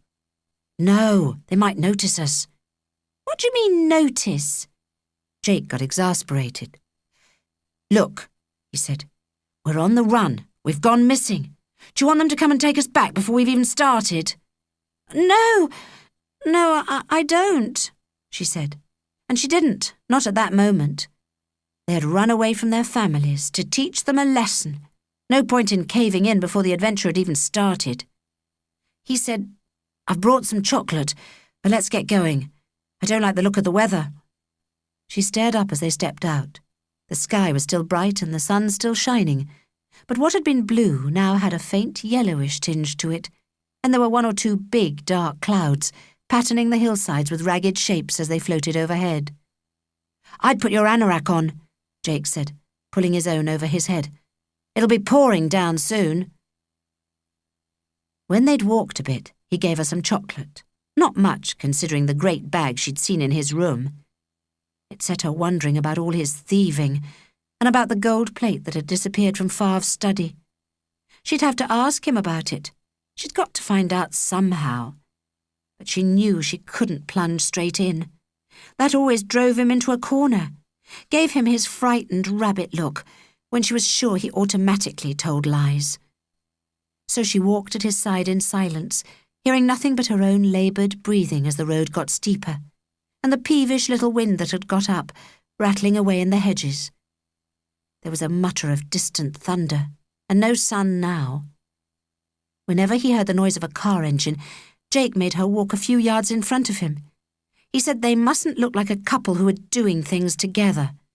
Once, when there was a gateway, he ran into a field and crouched behind the hedge until the car had gone past. It frightened Holly. They had run away to throw off all the rules and regulations of home, but they weren't really free. It felt to her as if they were both frightened. Deep down, she was a bit frightened of him, too. He was so moody and tense. He clearly wasn't enjoying running away much. After they'd done a couple of miles, she asked him when they might get their first sight of the barn. "Not for ages," he said, plodding on. He was slower than she was. He didn't get much exercise sitting in his room so much watching videos. "And don't start that," he added irritably. Anger stirred in her. There was no need to say that. She wasn't starting anything. How did she know where his precious barn was? All she could see were the endless green hills, browsing sheep, streams, the odd glint of falling water, and over everything, the great sky. Yes, it was beautiful, just as he'd promised. They could have a great time in a place like this, but he'd brought in a sour note now, being so critical of her. She went for him. "I saw a paper on the station in Darnley," she said. "There was a news flash. Someone's pinched that gold plate my father took out of the bank. Was it you?" She stared hard at him, trying to judge his reaction, thinking she saw, just for a split second, a flicker of genuine surprise. He said nothing for a minute, then he screwed his mouth up into a tiny, crooked line. "Perhaps it was." She grabbed his arm and forced him to slow down. "What do you mean, perhaps? Did you or didn't you?" She wasn't really confident that someone as disorganized as Jake was capable of pulling off a serious thing like stealing the plate. But if he had done, then it was outrageous. And how could he have done it to Favre when Holly was supposed to be his best friend? They stood in the middle of the road together, Holly glaring at him and waiting for an answer, her nails digging into his arm. Jake sullen, hanging his head. Suddenly a lorry came round the corner and screeched to a halt. They jumped out of the way as the driver unwound his window, waiting for him to swear at them. But he actually offered to give them a lift. "No thanks," Jake said politely. "We're doing a project. We can't accept lifts. People are sponsoring us for charity." "OK, pal, good on ya." The cheery-faced man at the wheel waved and drove off. Holly was amazed at the ease of Jake's lying. It would never have occurred to her to say anything like that. But she had not forgotten the gold plate. She would get the truth out of him. He decided they must get off the road. He said there were too many cars going past and that sooner or later someone was going to ask questions. So they pushed through a tangled, thorny hedge, crossed a couple of wide fields, and set off along a thin, stony track that seemed to lead right into the middle of the endless hills. Holly could feel every pebble through the soles of her rainbow shoes. She'd got blisters on both heels, and it was raining hard. She wanted to go to the loo. It was all right for boys. Jake had just turned his back on her when he wanted to go. Girls couldn't do that. Would there be a loo at the barn? Had his parents put one in before they'd abandoned the project? And what if someone else was using it? It was July, after all. Holiday time. Had Jake actually thought of that? Suddenly she felt really angry with him. She gambled. She said, "You did take the plate, didn't you?" He smirked slightly. "We needed the money to do this, you know, and my mother's bank card's been stopped. She must have found out." "You mean you knew the number for her hole-in-the-wall card?" "Let's say I made it my business to get the number." He was talking big, but somehow she felt sorry for him, trying to behave like some smart TV crook. "Listen," he said feverishly, suddenly Jake again. "I've told you she owes me loads of money. My dad sends checks and I never get anything." "But she buys you things," Holly pointed out. "You get nice clothes." "Cash in hand, that's what she's supposed to give me. I had a right to that money. Anyhow, it's over now. She's twigged. She must have put a stop on her bank account." "But I mean, didn't you talk about it? Didn't she want to know what you were playing at?" "We never talk," he said bitterly. They walked on. "So you did a deal with someone over the plate?" "What if I did?" he grunted. "Thought it was rather good, getting my hands on that." For a few seconds she was speechless. Rather good?" she stammered at last. "Rather good? Didn't you stop to think how it might affect me? I mean, it does involve my father." "Thought you didn't like your father. Thought you were sick of him. Thought you'd be pleased me getting the money for this trip and everything. You're just ungrateful, that's what you are. Where would you be without me?" He turned his face away from her, and she saw that he was trying very hard not to cry. She had seen him like this before when he talked about the way his parents treated him. It was daft, this idea that boys weren't allowed to cry. That was one of the things wrong with Favre, the way he squashed his feelings all the time. She felt sorry for Jake, but somehow she didn't quite trust him. He was twisting things. She said, "I'm not ungrateful, really I'm not. And you can't blame me for getting angry when you've robbed my father." But she was twisting things herself now. His dishonesty must be catching. She really still couldn't believe that he'd stolen the plate. For a start, if he had, how on earth had he opened the study safe? He must somehow have known the combination on the lock. Someone had chucked the old safe out, and that's how Favre had come to have it. She said, "How did you—" But then she broke off abruptly. He had stopped in his tracks and turned very pale. "What's the matter?" "I don't get this." "Get what?" Well, from here, you should be able to see. Perhaps I'm in the wrong field." "The barn?" she said eagerly. "You mean we can see the barn from here? Well, we found the stream. Let's follow it." "Okay, the barn's down at the bottom." But his voice was weirdly flat, and now he was following her, having been the leader since they'd left Darnley in Macclesfield. Pushing through tall, wet bracken that slapped her sodden legs, slipping on muddy stones at the edge of the tumbling water, she came at last to a clump of little trees and a gate to the left of them. "Where now?" "Through the gate. But I've told you, I just don't get it." She pushed open rusty red bars and stood in a broad, sloping field. The stream, also broader now, rushed away down the hill. The rain had stopped, and a bird was twittering somewhere as the sun came out grudgingly for a minute from under the thick cloud. "It was here," Jake said blankly, and his hand was trembling as he pointed at the grass. "Here, where this wall is. But someone's pulled it down. It's gone."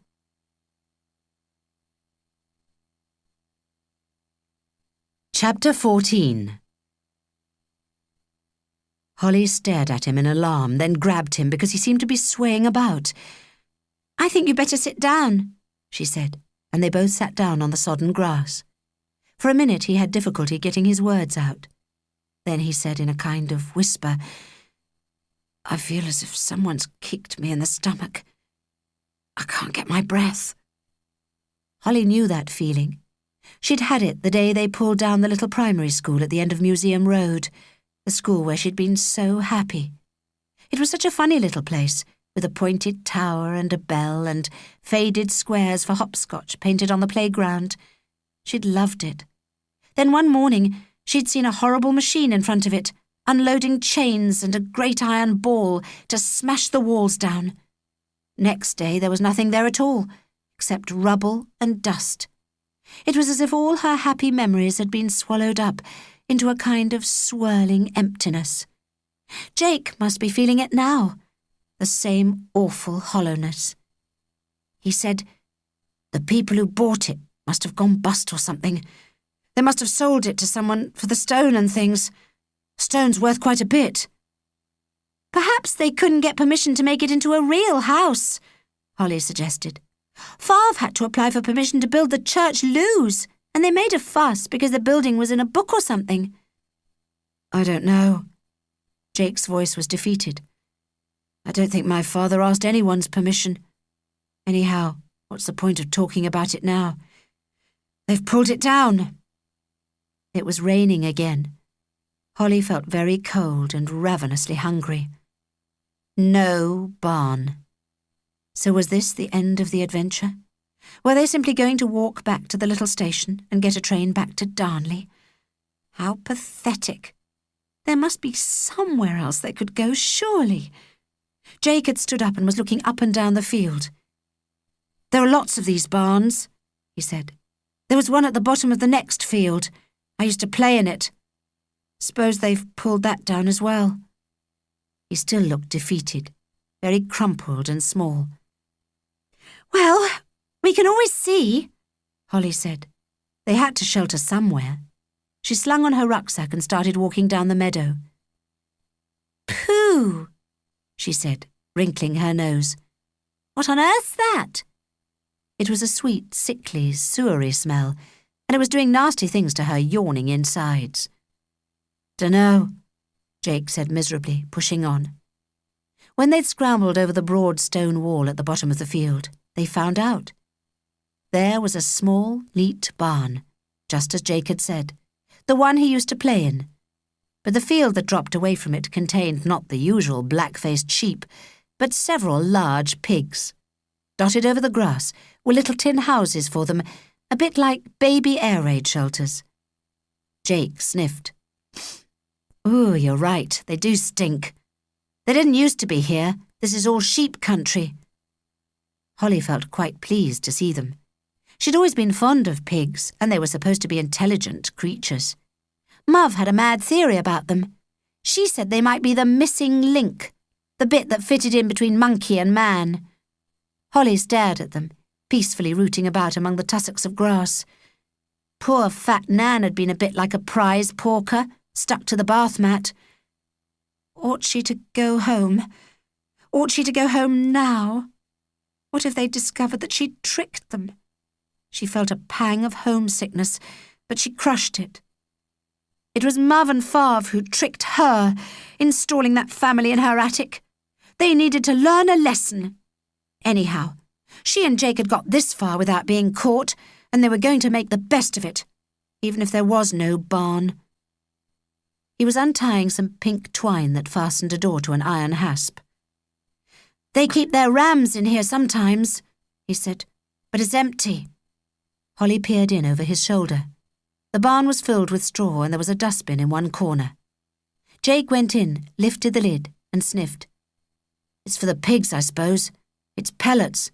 Come on, let's see what upstairs is like. It used to be a good place to play. I used to make dens in it." Holly didn't think barns had an upstairs, but then she saw narrow stone steps slotted into a side wall, and at the top another double door tied up with twine. She followed Jake up and inside, and saw that this part was empty. It even had a wooden floor. "What would this be for, then?" she said. "Storing things, and I suppose they used to sleep here too, in the summer. The farm's miles away." In the wall opposite the door there was a tiny window. Holly went across to it and looked out. What she saw took her breath away, but it wasn't that awful stomach-squeezing feeling she'd had when they pulled the school down. It was the breathlessness of sheer wonder. She could see hills, fells Jake sometimes called them, one folded upon another in a marvellous pattern of gentle curves. Sheep speckled the green grass, and higher, nearer the skyline, was a wide, dark band of bracken. Or was it heather? Both grew here. She had seen them from the road as they'd done their long trek. Bigger, greyer dots were little barns like this one, and the flatter fields were turned into patchwork by ancient stone walls. The view all seemed to spring from a river that had carved its way down through the hills, a dark blue river, with thickly wooded banks, trees of all kinds of green. She had never seen so many greens. But what was best wasn't what she saw, but what she heard. Absolutely nothing, so that the nearby chomping of the pigs felt loud. The land itself was most wonderfully silent. She and Jake might have been the only people on earth. He said, "It's not bad, is it?" Holly turned away from the window. The view was marvellous. But the barn itself, it wasn't exactly what she had imagined. She said, "Do you mean to stay in, to sleep in, and everything?" "Well, we could. It's dry. We could put some of that straw down here and make our beds on that, you know, with our sleeping bags. It'd be a bit softer." "But there's no... How do we wash?" "There's that stream. It's not exactly running past the door, but it is there." "There's no loo," said Holly. She'd expected a real house. A house made from a barn, but a house nevertheless. "We don't need a loo. We can go anywhere." "Suppose we'll have to." But she was thinking they would have to go in different directions, and the pigs were to be avoided on such expeditions. Unlike Jake, she was quite particular in her personal habits. She now realised that she should have thought more about the loo arrangements. Jake seemed to have cheered up, and he'd started to unpack his rucksack. "Got any sellotape?" "Sellotape? Are you joking?" "No, I just thought we ought to stick something over this window. It'll get cold tonight." "Could we use sticking plasters? I've got a couple of those." "I'll have a go. Want something to eat?" "Yes, please." He gave her a crunchy bar, but somehow she didn't feel like it. She wanted something that felt like an official meal, some meat and potatoes, something hot. There was nothing to drink unless one of them went to the stream, and that was 3 steep fields away. Jake had unrolled his sleeping bag and was fiddling with a bright blue canister. "What's that?" "A camping stove. Thought I might heat something up. I've got some beans." "And I've got a tin opener." But they had no plates and no spoons, and the stove kept going out. They had to eat the beans out of the tiny saucepan Jake had brought, sharing the knife on his desk organizer to scoop them up. Before they'd finished eating them, they were stone cold. Holly made an expedition to the stream with a plastic bottle and filled it with water. Jake had brought tea bags, but before they could boil the water, they had to clean the pan out. That meant another trek to the stream. The tea was lukewarm like the beans and tasted of tomato sauce. Holly couldn't drink it. She felt a bit sick. Unrolling her sleeping bag, she lay down in a corner, using her lumpy rucksack as a pillow. Almost immediately, something ran over her hand and scuttled into a corner. She shrieked and leapt up. Oh, what on earth was that? Jake, who'd been staring out of the window, leapt towards her and clapped his hand over her mouth. Shut up, you silly cow! There's somebody out there seeing to the pigs. Do you want them to hear you? Now shut up! Disc 4. Chapter 15. With his hand still rammed up against her mouth, he shunted them both over to the window and pointed down silently. A boy was standing in the field just below them, staring at the barn. He was older than they were, 18 perhaps, and fat, with swollen pink cheeks that seemed to push his eyes up into his forehead and shrink them. He had a flat, squashed-up face, and a very wide nose that was so tip-tilted the nostrils were like two big holes. If he was looking after the pigs, it was a perfect job for him, thought Holly, because really he looked like a pig. In pigs, the bulgy cheeks and wide snout were all right. They didn't look good on humans, though. They looked ugly, and this boy was ugly. She wouldn't have minded if he'd had a kind expression. You couldn't help how you looked after all. But his face wasn't kind. It was suspicious and greedy. She very much wanted him to go away. He didn't, not for ages. He just went on staring at the barn. Then he bent down and seemed to be inspecting the grass very carefully. It was all flat under the window where they'd sat looking at the amazing view. Jake had smoked, and they'd eaten some chocolate. The pig boy had probably found the wrappers. Jake was rather dirty in his personal habits, she'd noticed. He never put anything in litter bins. Favre was crazy about that. He'd smacked her and James for dropping litter when they were little. She was trying to keep the barn clean and tidy. After all, it was their home, for now anyway. But he was no different in the barn from the way he was at home. His end of it was already a tip. At last they thought the boy was going away, and Jake relaxed his grip on her. Then the boy seemed to change his mind, and they heard him push open the door of the barn underneath them. Holly started to panic. It was very dusty in the upstairs room. What if one of them sneezed?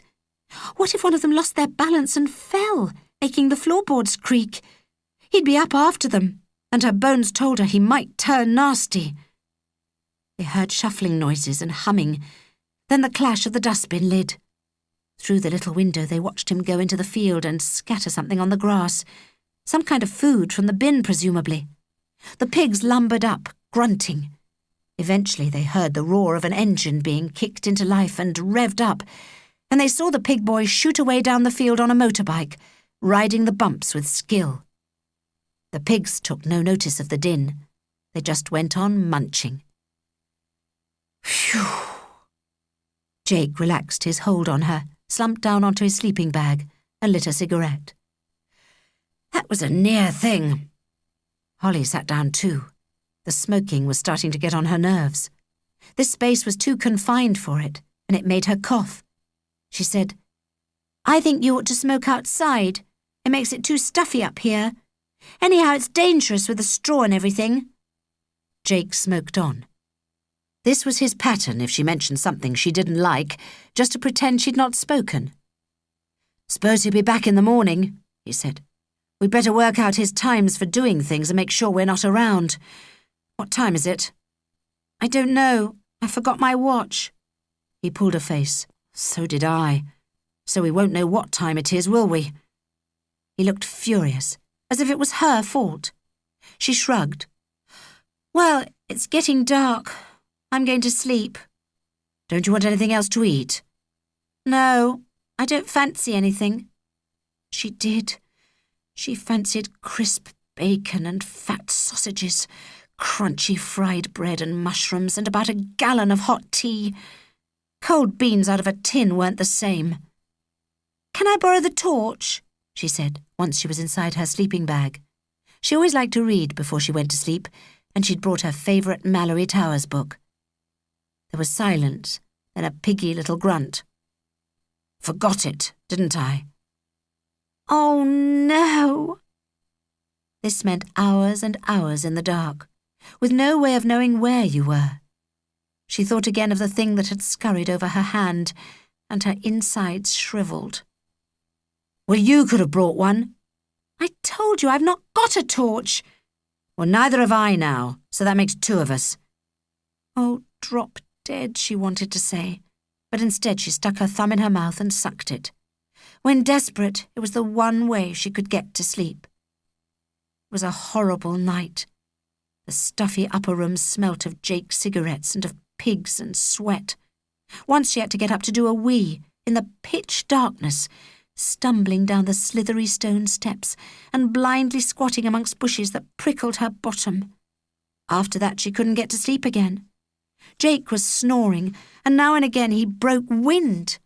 If she added up all the various smells, it was nightmarish. No wonder she kept feeling sick. The only good smell was of home. It came from her old blue cardigan, the one she always wore in bed. She buried her nose in it, trying to blot out the unpleasant smells of Jake, and lay there, waiting for the morning to come, watching the square of sky through the little window lighten first to grey, then to pink, then to pale blue. At least the weather looked settled. They could have a great time here, if only she got on a bit better with Jake. But she obviously irritated him, and his unpleasant habits got on her nerves. It was okay camping in a barn with someone you liked, but here they didn't have the comforts and conveniences of home. Here it was life in the raw, a floor to sleep on, cold baked beans to eat, and going to the loo in the bushes. It was enough to test any friendship, and theirs wasn't doing so well. She got up while Jake was still asleep, took her towel and toothbrush and soap, and went to find somewhere to wash. Getting clean felt more important than eating, after her smelly night. She felt she must now reek, like a bit of bad fish. After yesterday's rain, the stream was full and rushing. She wandered along the bank and eventually settled on a place where there was a wide, shallow waterfall, emptying itself into quite a deep pool. She decided to wash her feet and her legs, so she balanced her rainbow shoes on a rock and waded forward. Ouch! The brownish water was freezing. She wanted to get straight out. If she stayed there, she'd surely get frostbite. But she told herself very sternly that she was being pathetic. She let the water swish round her ankles while she rubbed away with the soap, and after a bit it didn't seem quite so cold. She got bolder, splashed her face and gave herself a good wash, then she brushed her teeth. It was only as she lifted her head from spitting the pink peppermint foam away into the whirling stream that she saw her rainbow sneakers floating away in the current. Somehow, and she thought she'd been so careful, they'd been placed too near the water. Or perhaps she'd made waves while she was washing. "Hey!" she shouted, and hobbling out onto the bank over painful pebbles, she tried to grab at them from the dry land. But she was too late, and in any case the water twisted away and was lost in thick greenery. She sat on the bank and cried. Someone was laughing at her and pointing, the pig boy with his horrible black nostrils leaning on his motorbike. "That's great, that is," he was saying, and his speech was slurred as if he was drunk. "Oh, yes," she said, instantly recovering herself. She wasn't going to cry in front of anyone, least of all this pig boy. "It's marvellous when your shoes get washed away. You should try it sometime. Bare feet are good for you, especially when there's a lot of pig muck around." And wrapping her washing things neatly in her towel, she began to make her way up the fields towards the barn, carefully avoiding the droppings. The pigs took no notice. They were too busy grubbing away to find what the boy had scattered over the grass. He started his bike up and followed her. As they reached the barn, Jake came out with a cigarette. "You camping out in there or summat?" His voice was distinctly unfriendly, and Holly could feel Jake go all prickly. "What if we are?" he said in a dangerous voice. "It's a free country. We're not doing any harm." "Where are you from, then?" The pig boy had folded his arms and was leaning forward on his bike. "Mind your own business," Jake said. "Yes, why don't you?" Holly said supportively. Just push off." She hadn't liked it when he'd laughed about her shoes floating away. But he was staring hard at them, his small, squashed-up eyes flicking from one to the other, then back again. "You're them kids, aren't you? It's been on the news about you. You're from Darnley." There was a long, awful silence, broken only by the chattering of the stream and a bird singing heartlessly in a tree that overhung the barn. It was the most hideous bad luck that this evil-looking boy had heard about them running away. On the news! It must mean that both Muv and Fav and Mrs. Tolland had told the police. People must be searching for them now, this minute. Perhaps Jake had stolen Fav's gold plate. That would be why they'd become an official news item. A bit of Holly was relieved. The prospect of spending days in the draughty barn with Jake breaking wind and mice running over her was not attractive. But rather more of her was disappointed. After all, it was an adventure. They had run away. They were an official news flash. What a come-down to be hauled back home by furious parents when things had only just started. But perhaps this boy was lying. He spoke in a peculiar, drunken way and he looked odd. Perhaps there was something a bit wrong with his brain. But he couldn't have invented the bit about them coming from Darnley, could he? No, it had to be true. He'd guessed who they were. Jake suddenly had a personality change. "Want a fag?" he said. "I've got loads. By the way, we're from Birmingham, you know, the Black Country. I'm called Mick, and this is my cousin Sally." Holly listened in awed admiration. The accent was perfect. But the pig boy remained suspicious, hesitated and looked furtively round him. Then he took the cigarette from between Jake's fingers. "Well, OK then, ta." He giggled. "My ma's gonna kill me, though."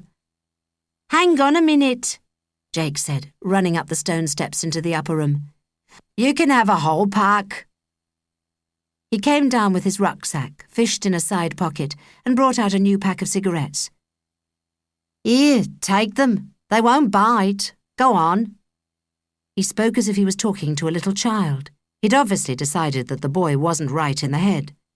The pig boy pocketed the cigarettes, then said immediately, "I'm still telling my ma about you. You've been on the news."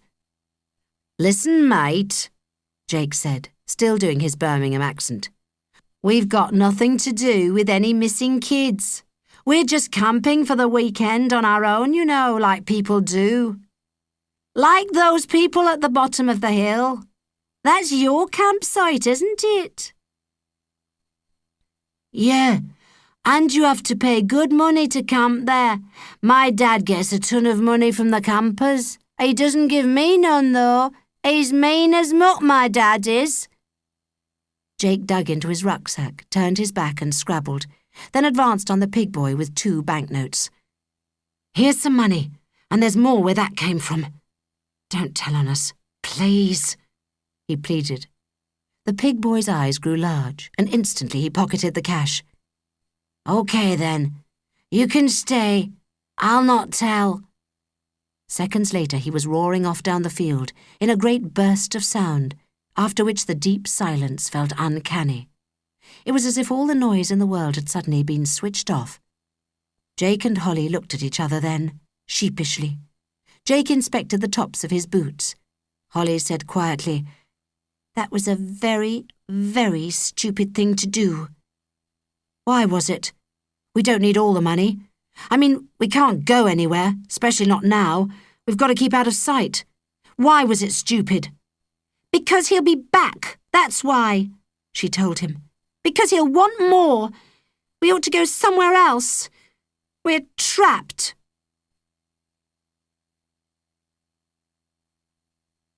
Chapter 16.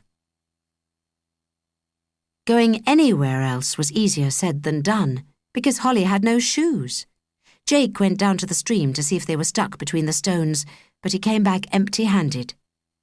"We can have a look further down," he said, "but we'll have to be careful. It comes out near the campsite." "And what am I supposed to do till we find them?"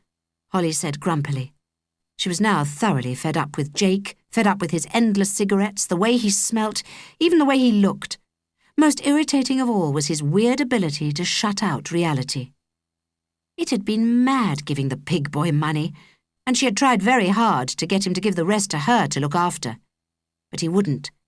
He promised grudgingly to put it in a safe place in the barn, in case the boy came back. But she had a strong feeling that he didn't really have his mind focused on looking after it. She had decided he only lived for the moment. As soon as the motorbike had roared off across the field, he seemed to think they were saved. And she still wondered what they were going to do now they'd got here. The countryside was beautiful, the loveliest landscape she'd ever seen. And the barn was okay, at least in the daylight with the sun shining. But she had no shoes, and even if she'd not lost them, she suspected that Jake wouldn't have wanted to budge from the barn and go on walks. He'd liked the idea of the place, but really he was a town person. Look how he listened to his Walkman all the time. She suspected he'd have rigged up a TV if it had been practical. His dad had had a TV in the barn they'd pulled down. They'd watched football on it together. That seemed to be one of his happier memories. She put on 2 pairs of thick socks, and on top of them a pair of Jake's hiking socks. Then, together, they made their way down the field and along the stream, looking all the time for the rainbow shoes. In spite of 3 layers, the ground felt very hard. Her feet were soon sore, and it was difficult keeping close to the stream. It kept diving under low-growing trees, or it disappeared under the ground altogether. At last it flattened out into quite a river, with fairy-tale stepping stones, all white and gleaming, to get you across to a campsite on the other side. There were several tents dotted over a broad field, with cars drawn up close to them, and a road beyond the grass. People were moving about, fiddling with camping stoves and hanging out washing on little plastic lines. Quite near the stream, 3 young children were playing tick. "My shoes! Look, they're there!" Holly had spotted them down below the stepping stones, stuck in a bend of the river where a tree spread out over the water. "Shut up!" Jake hissed in her ear. "Do you want someone to see us? Keep out of sight. Listen, we'd better go back to the barn. There are too many people about." "But what about my shoes? It's all right for you. You've got boots on. How would you like to be walking about in your stockinged feet?" "I'll come back and get them when it's a bit quieter. Most people will go off for the day. I'll come and get them then. Let's have some breakfast." "I don't want any. I'm sick of cold food." Holly felt like crying about her shoes. The children playing reminded her of NOP and of holidays with James when they were little. There'd been some good times then, some family times. She missed everyone at home, and she knew they must be worried sick about her, even if Jake's mother wasn't worrying. She would be, though. She did care about him in her own weird way. Look at all those photos up in the gold and white bedroom. When they got to the field where the pigs were, Jake told her to stay by the stone wall and to crouch down, just in case the pig boy was around, or worse, one of his parents. But there was no sign of the motorbike, and the pigs were peacefully rooting round in the grass. They took no notice when Holly and Jake hurried past, up to the barn. Holly picked up one of the pellets they'd been given and put it in her mouth. It tasted of cardboard with sugar sprinkled on it. "Yuck," she said, spitting it away. "What do you want to go and do that for?" Jake was staring at her as if she was loopy. "Dunno. Perhaps I'm coming out in sympathy with the pigs. We'll start smelling like them soon. I thought you said there was somewhere to swim. I want a proper wash." "There is. A great place, right away from everything. Let's eat something first, though." While the water was boiling and Jake was outside smoking, he'd agreed to go outside as long as it wasn't raining. She tried to make it civilized inside the barn, rolling up their sleeping bags and arranging their rucksacks neatly against the wall, with Little Bear sitting on top of hers. But there was still nothing to put their food on when it was ready, and there was something horrible about trying to spoon it from a tin into your mouth. She suddenly remembered the pig bucket, in which Mum saved things like potato peelings to spread on the garden, and she thought again about that curious pellet she'd eaten. In the Bible, the son who ran away ate husks. That was old-fashioned pig food, apparently. When she was little, she thought it was rusks, baby food, the things NOP threw round. She found herself thinking of the painting in St. Bartholomew's and of the polished baby head of the son kneeling at his father's feet. The son's shoes were worn through, just like her socks would be if she didn't get the missing sneakers back soon, and she'd start smelling really bad, just as he must have smelt. The picture, with the kneeling son and the old blind father, was somehow all mixed up with the idea of pig swill and having to pee in the bushes and of not having anywhere to sleep at night, not sleep properly anyhow. Without warning, tears welled up in her eyes. Suddenly, she wanted to sit down and cry about everything. But she was trying to make some tea that didn't taste of baked beans, so she had to concentrate. When Jake came back, she was still snuffling, her head bent over the little tin saucepan. He was full of well-being after his smoke in the sunshine, and he didn't seem to notice. They ate baked beans, again, and tuna fish, followed by biscuits and tea. At least this time it was hot, more or less. The one advantage of eating out of tins was that you didn't have to do any washing up, but it did mean you got sticky. Jake couldn't understand why she kept going to wash at the stream. He seemed to quite like being dirty. She wondered if it comforted him in some way. Wherever he was, he made a nest of rubbish round himself and just snuggled into the middle of it. He said mess was part of his artistic temperament, and that if you got too fussy about being tidy, you'd never create anything. "A tidy house means a bored woman," he told her, as she tried to wipe dust from the floor with some rolled-up socks. "I gave my mother a badge with that on." "Did she wear it?" "No, she was mad with me. She threw it away." "Well, my mother'd love a tidy house," Holly said, sneezing as the dust came up in thick brown puffs. "She's just not got time, though. My father's tidy, and I am."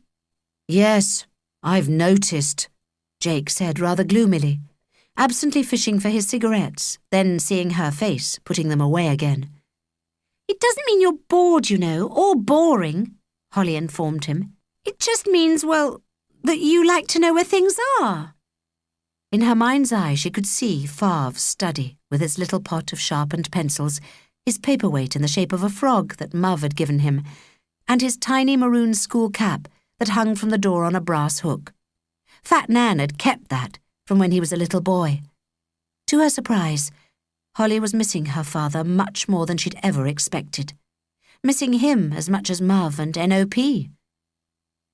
"Wonder what they're doing," she said in a miserable voice. "Who?" "The old folks at home." "Dunno.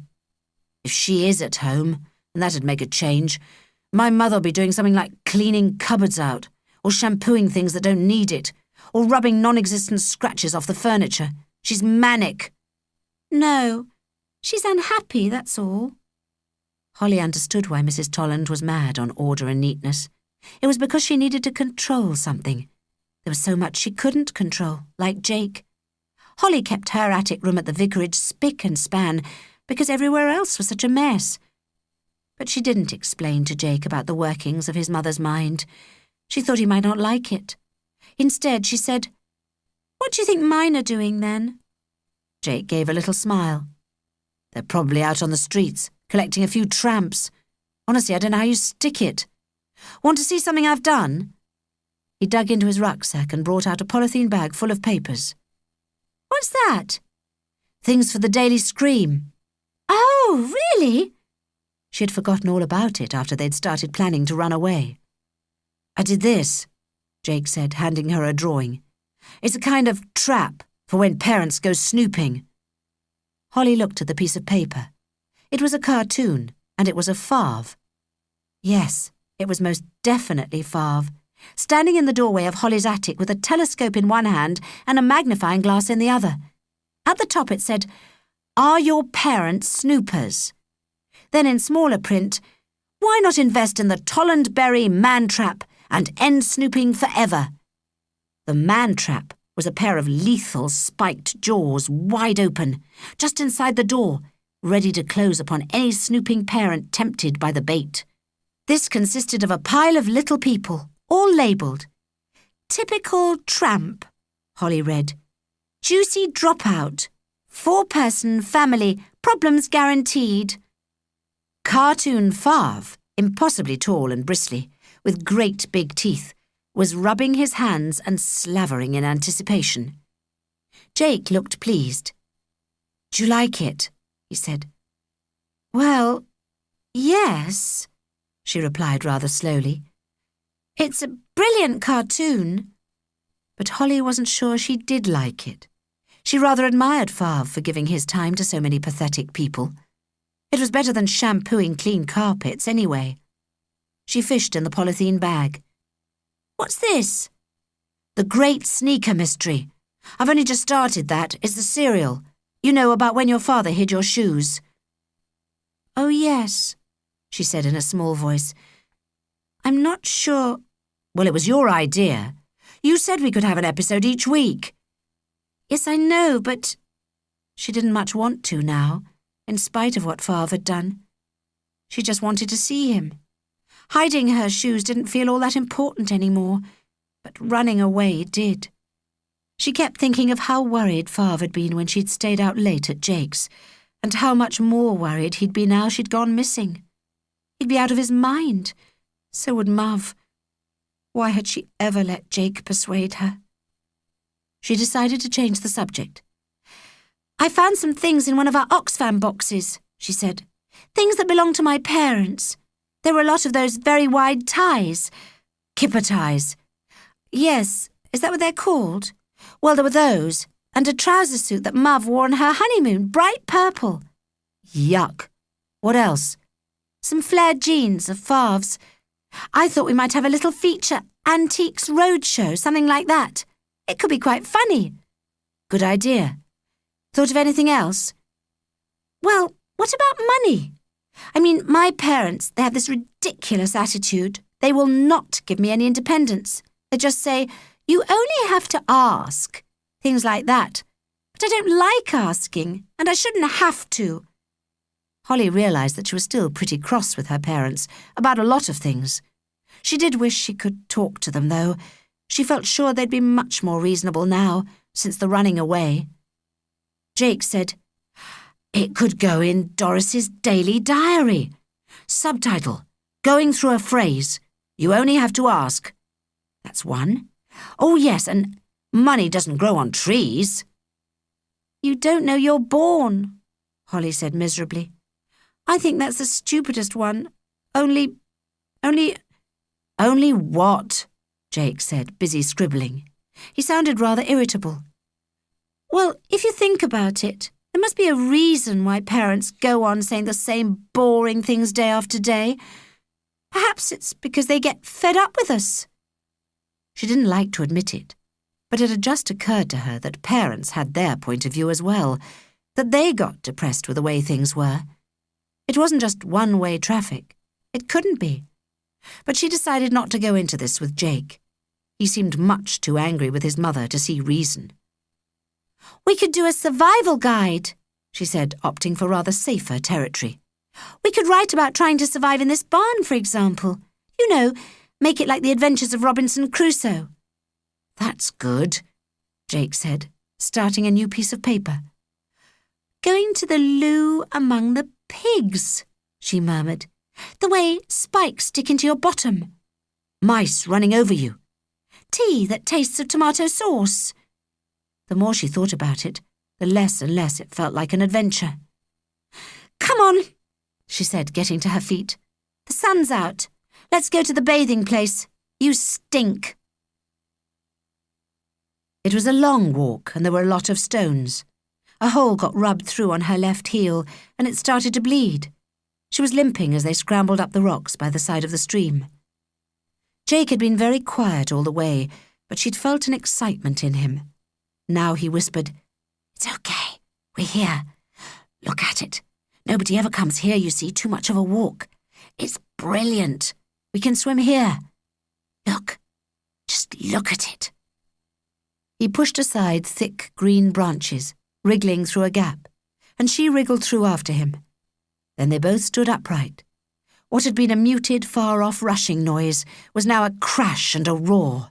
It was a sheet of creamy brown water, hurling itself off a broad, flat rock that spanned the wide stream into a blue-black pool below. Near the waterfall, the pool looked broody and deep, but near the edge, it barely lapped over the stones. Jake stripped off down to some floppy boxer shorts with Noddy and Big Ears on them. Then he waded out towards the middle of the pool and started swimming. The sun was shining on the water and filtering through the trees, making coins of gold light. It looked gorgeous. Jake was doing a steady breaststroke towards the waterfall. When he got there, she saw him push himself up onto a flat rock near the bottom and sit there with the water gushing over him. "It's great!" he shouted. "It's warm! The sun's warmed the water up! Come on!" Holly hesitated. Under her jeans, she'd got leggings on. They were tight. They'd be okay to swim in. On top, under her sweater, she'd got a baggy t-shirt. That'd be okay too. So she swam out after him. The coldness of the water shocked her rigid at first, but he was right. It was quite warm when you got used to it, and the waterfall felt tepid, like a warm shower. They sat there for ages, not talking, just enjoying the lovely feel of the rushing water on them as they swished their toes in the dark pool. Then Jake pressed her arm and whispered, "Look, don't move," as a great grey bird landed with silent grace on a rock that jutted out below them where the water shallowed out, showing up the pebbles on the bed of the stream. The heron didn't do anything. It didn't peck around or fish or call frantically to its mate. It just was, in the most perfect stillness. And watching it, Holly felt she would always remember this moment. Sitting there with Jake as the water poured over them, their toes in the water, sunlight dappling the pool, this marvellous large bird. After they'd watched it for a bit, it flew away. Jake slid back into the water. "I'm getting out," he said. "I'm going to dry myself up in that field. So if you want to have a wash, properly, I won't look." Holly was touched by his grunting embarrassment. When he'd gone, she swam back to where she'd left her clothes, stripped off the wet ones and got into the water again, soaping herself all over, rinsing off, then rubbing herself dry with a rough blue towel she'd nicked from Muv's jumble box. She was very cold as she pushed through the trees to find Jake, but she was exhilarated too, and he seemed in a better mood. Perhaps it was because he'd shared something secret and special with her. This was the place he used to come with his dad. He'd learnt to swim in that pool. "The heron was great, wasn't it?" he said as they made their way to the barn. "There are loads of birds round here. Dad used to watch them for hours." He shivered suddenly. "I could do with a hot drink. Perhaps we could buy some cocoa. We need to go shopping. We've hardly got any food left." She was going to ask him how that could be managed. They couldn't both go into town, not after what the pig boy had said. And how could she go anywhere with no shoes? He went into the barn to get his rucksack and sort out his things, while she sat sunning herself on the grass and wondering what on earth they were going to do next. When he came out, though, his face was tight and set. His good mood had absolutely evaporated. "What's up?" Jake dumped his rucksack in her lap. "Look through the side pockets, will you? Am I going mad or something?" Holly looked carefully. Both pockets were empty apart from a torn, sticky polythene bag, 2 spent matches, and some fluff. "There's nothing here." "Exactly." "What am I supposed to be looking for?" "The money. It was in that bag." "All of it?" "Yeah." Jake stared at his boots. Holly's mouth fell open. "But you said... Why didn't you put it somewhere else, you fool? That boy saw you get it out of the rucksack. He was watching you!" She was really shouting at him. Her face was red, her tight curls shaking, her hands screwed up into hard little bunches in desperation. "Forgot, didn't I?" he mumbled. "I meant to do it, but then I forgot. To tell the truth, I really didn't think he'd come back. Sorry." "Sorry? Sorry?" she yelled. "What good is that now, being sorry? You amaze me," she went on. "You just amaze me. How could you be so stupid, so pig-headed?" "No, I take that back. Those pigs down there have got more sense." There was a pause, then Jake said, "Sorry you think I'm a pig," and he brushed his hand across his eyes. "I wish you'd stop screaming at me." Holly made a huge effort to control herself and clamped her hands to her sides. He was twisting things again to get sympathy. She'd never said he was a pig. She was screaming at him, though. It must remind him of his mother. "Sorry," she said, taking a step towards him. "It's just... Oh, what are we going to do, for heaven's sake? We can't live on thin air."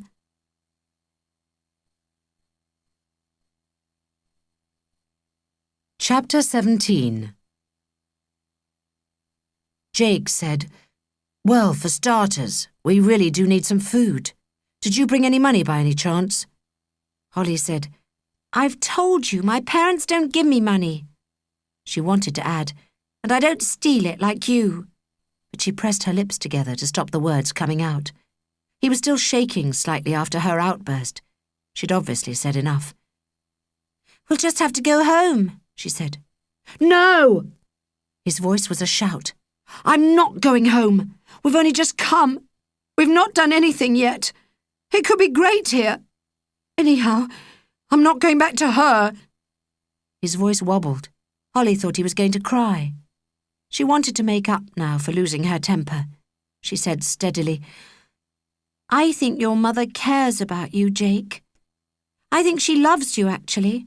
She's got all these photographs of you for a start." "Huh," Jake sneered. "Anyone can put photos up. What about loving me? I just don't feel she loves me. She's always going off." "Perhaps you drive her away. Perhaps you don't bother to talk to her. Do you? Talk to her, I mean." "No, not much. She's on another planet from me." Well, parents are. They can't help it. They've got so many worries, Jake. They've got to keep things going, whereas, well, look at us. We could do anything, really, anything we liked. We're free." "No, we're not. You can't do anything without money, and we're flat broke at this moment," he said gloomily. "Is that why you stole the church plate, then? To get money to be free?" He was silent and pulled lumps of turf up, shredding them in his hands. "Suppose so." She looked at him. She was quite certain now that he'd not broken into Favre's safe.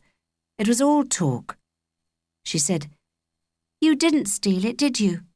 That money you brought all came from the cash machine, didn't it? You got it out with your mother's card." He turned bright red. "Well, what if I did? She owes me something. She owes me a lot. And she left the letter with the code on lying round when her new card came. Silly cow." "Who did get into my father's safe, then?" "How should I know? Someone gave it to him, didn't they? Someone must have known the number to get the door open. It wasn't me." "I know it wasn't. I've known all along." She felt very sorry for him. He'd wanted her to think he'd pulled off a really brilliant grown-up trick, when all the time it was sordid and petty, reading his mother's mail and just going to a cash point and stealing her money. But why did he steal things, and why did he want to have things? There was a kind of emptiness in Jake, something that nothing he did could satisfy, a kind of terrible longing. It was starting to rain. He got up and began to make his way down the field towards the stream. "I'm going to see if I can get your shoes. Don't you come. There might be people around." And he disappeared over the stone wall. While he was away, she had a thorough tidy-up in the barn. When she'd rearranged the few things they'd brought, she decided to go through her clothes. Folded up inside the pocket of the windsheeter she'd borrowed from Rachel was a very thin, bright red cagoule with a hood. That was good, because the windsheeter itself was thick and would take hours to dry if she got rained on. This could go on top of it. She shook it out and pulled it over her head. There were pockets on each side and a zipped pocket along the front. She unzipped it and felt inside, bringing out a small ball of paper. Sweet wrappers, no doubt. Rachel was a bit of a pig with sweets. But it wasn't a sweet wrapper. It was a £10 note, all screwed up. She smoothed it out on her knee and inspected it carefully, just to make sure it was real and not something out of a children's game. "Look what I found!" she yelled, waving it as Jake came back up the field. "It was inside this cagoule. I found one stuffed inside the pocket of Rachel's wind cheater."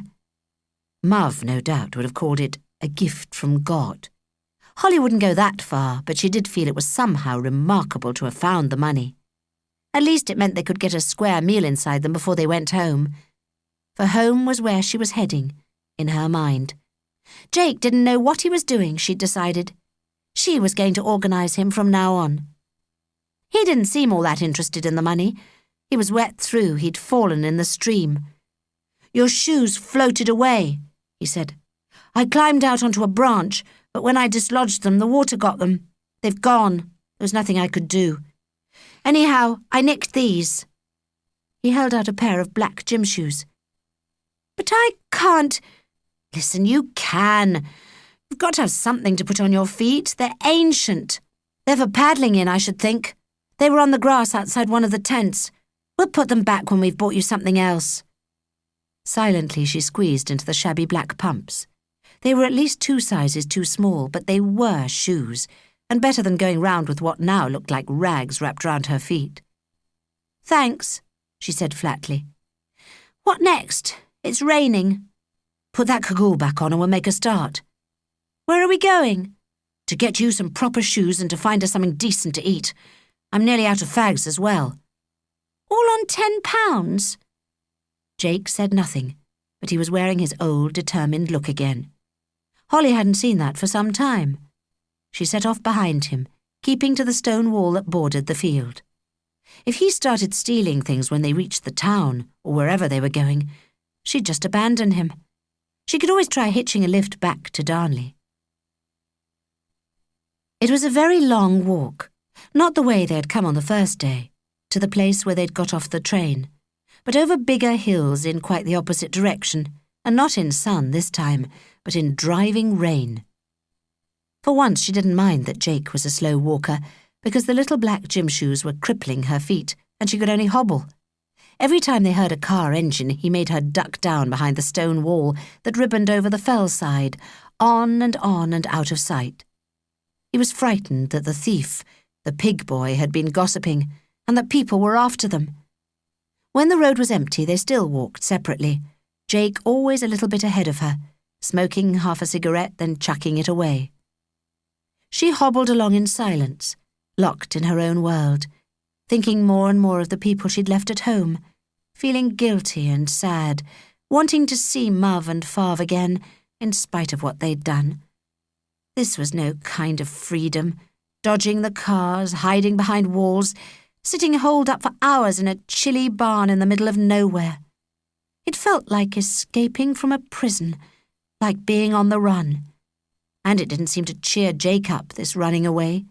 Most of the time they'd been together, he'd been pretty miserable.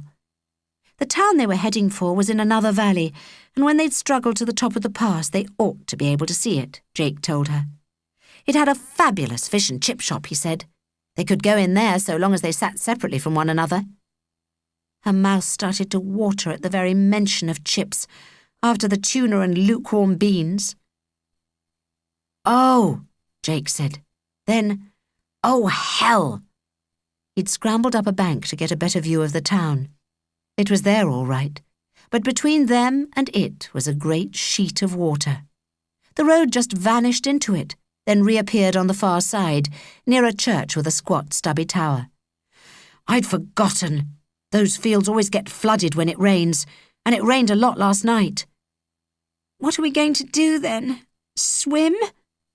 The pain in Holly's feet was really agonizing now, and hunger was ripping through her.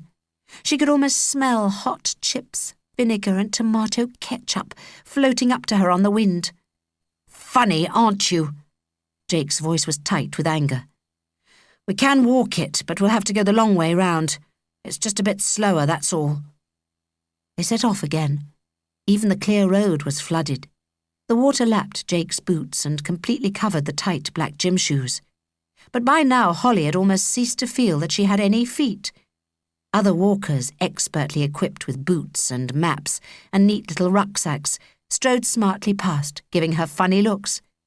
But she was past caring. She limped on, sustained by a vision of steaming food heaped up on a plate. Though the road was so long, she was beginning to think it was a mirage, and that there was no town, no cafe, no chips, only this endless tramp over hard roads in the face of a biting wind. At last, though, they squelched down the high street of a little town. Ordinariness, the usual shop fronts, most exhibiting closed notices. One sold papers and sweets, plastic footballs swinging in a net inside the doorpost. Another sold buckets, brooms and bumper cartons of soap powder. There was a bank and a butcher's and a little supermarket called Eileen's, which was open. Then, at the top of the street, next to the stubby church, oh, bliss! A peeling sign swung in the wind. Fat Jack's, it said. Fish and chips. This place was open too. She said faintly, "I've got to sit down. My feet really hurt me. I think I've lost my circulation." "Not yet," Jake said, and his voice was nasty, more like a snarl. All of a sudden he seemed desperate. "We've got to shop first. It's nearly closing time." No, I'm sitting down. Jake stared at her, pinched his lips together and took a deep breath. "Okay, give me that tenner then." I can't. What if they make me pay for the chips before you get back? He hesitated, then dug into a pocket. "Here, I found this." And he pressed 3 coins into her hand. "I'm going to the shops before they close. That'll buy you fish and chips. I'll see you." Reluctantly, she handed over her money, and he disappeared. Slowly, Holly turned her limping steps towards Fat Jack's, looking at the 2-pound coins and the 50-pence piece that was sticking to her wet palm. He was a cheat. He'd not said he had this money. He must have been planning to keep quiet about it, to get something for himself, cigarettes, presumably. In that moment, she felt that she hated him. They'd run away, hadn't they? They were supposed to share things. She felt she'd never trust him again, not after this. And what had he been so anxious to buy at the shops? Full of doubt and disappointment, she pushed the door of the cafe open and stumbled into a warm, greasy fug. She was in luck.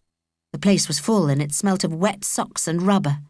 Almost everybody seemed to be a hiker, and there were anoraks and rucksacks all over the place. A radio was standing on the counter, with faint pop music drifting out of it, and behind the counter stood a tall, thin man with sleeked-back grey hair. If this was Fat Jack, he'd been on a mega diet. She could only see one free seat, right at the back next to a fruit machine, so she dumped her anorak on it, pushed her way to the front, and asked for fish and chips. She spoke in a mumble and kept her face turned away from Fat Jack. Their photo might have been in the paper, or on TV. But the man was very busy examining his latest batch of chips and shouting instructions to a shriveled little woman in a red turban who was loading plates with food. He didn't seem interested in Holly. He just took her money and gave her a slip of paper with a number on. "I'll call you when your order's ready," he said rather grandly. She'd only asked for a small helping, in case Jake spent the whole of the 10-pound note. When he came in, he was carrying a bulging plastic carrier bag. He looked carefully round the crowded cafe, then squeezed up beside her and took a handful of chips. "Hey," she said, "get your own."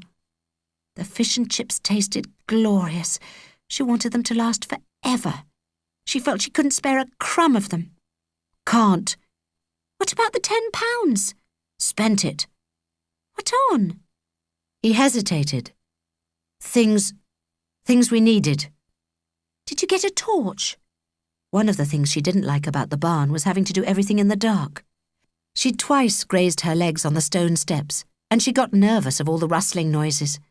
If there were rats and mice, and there had to be in a place like that, she'd prefer to see them for herself. At least she could aim a shoe at them. No, not a shoe. She didn't have any shoes. These horrible black pumps were going back to the campsite. Someone might love them. Anyhow, she didn't want to wear stolen shoes. No, he said. Torches are too expensive. I got candles. Is that safe? Course, he said scornfully. Listen, have you got any money over? A bit. And she put it into his hand. He looked at the blackboard, then at the coins. Great. I can get some chips with this. He was happy again. He'd bought his cigarettes, no doubt, and his candles to add to the romantic atmosphere in the draughty barn. Now he was in for a bag of Fat Jack's chips. But he came back in a hurry, without them. Come on, he whispered, pulling at her. Bewildered, she followed him to the door. What's the hurry? You've not got your chips. That radio was tuned into the local station, he whispered to her, as more campers piled into the cafe. And someone was talking about us.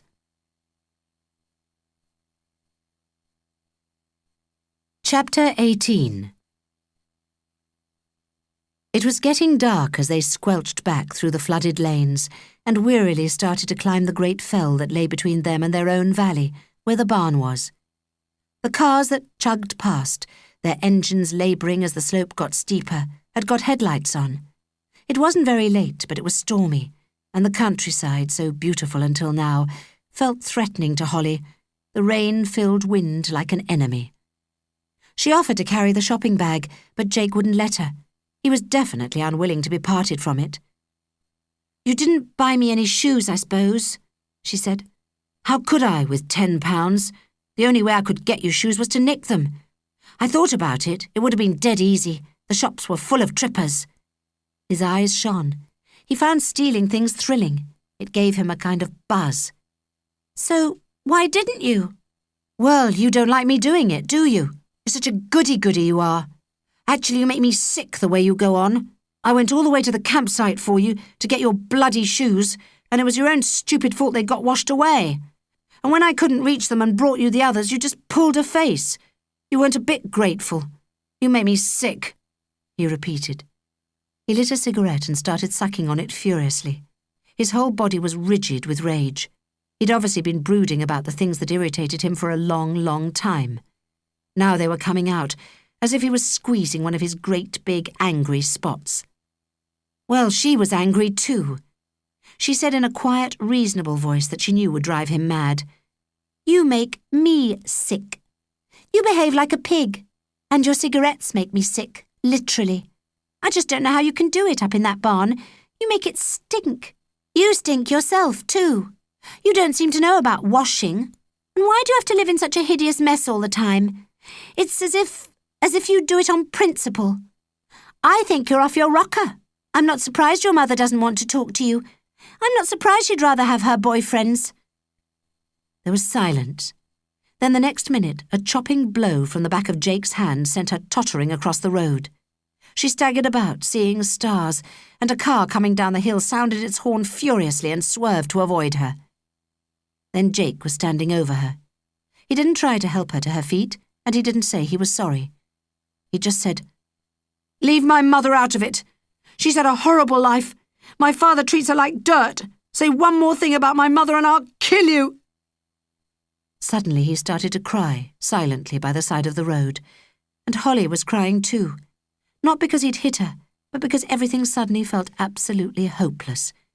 It was dark, and they had to go back to the menacing barn with its rustlings, to their damp sleeping bags, and to endless hours lying awake because they were too cold and hungry for good sleep to come to them.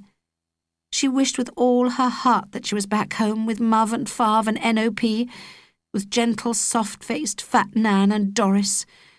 Yes, she even missed Doris. She wiped her face with the back of her hand and sniffed hard.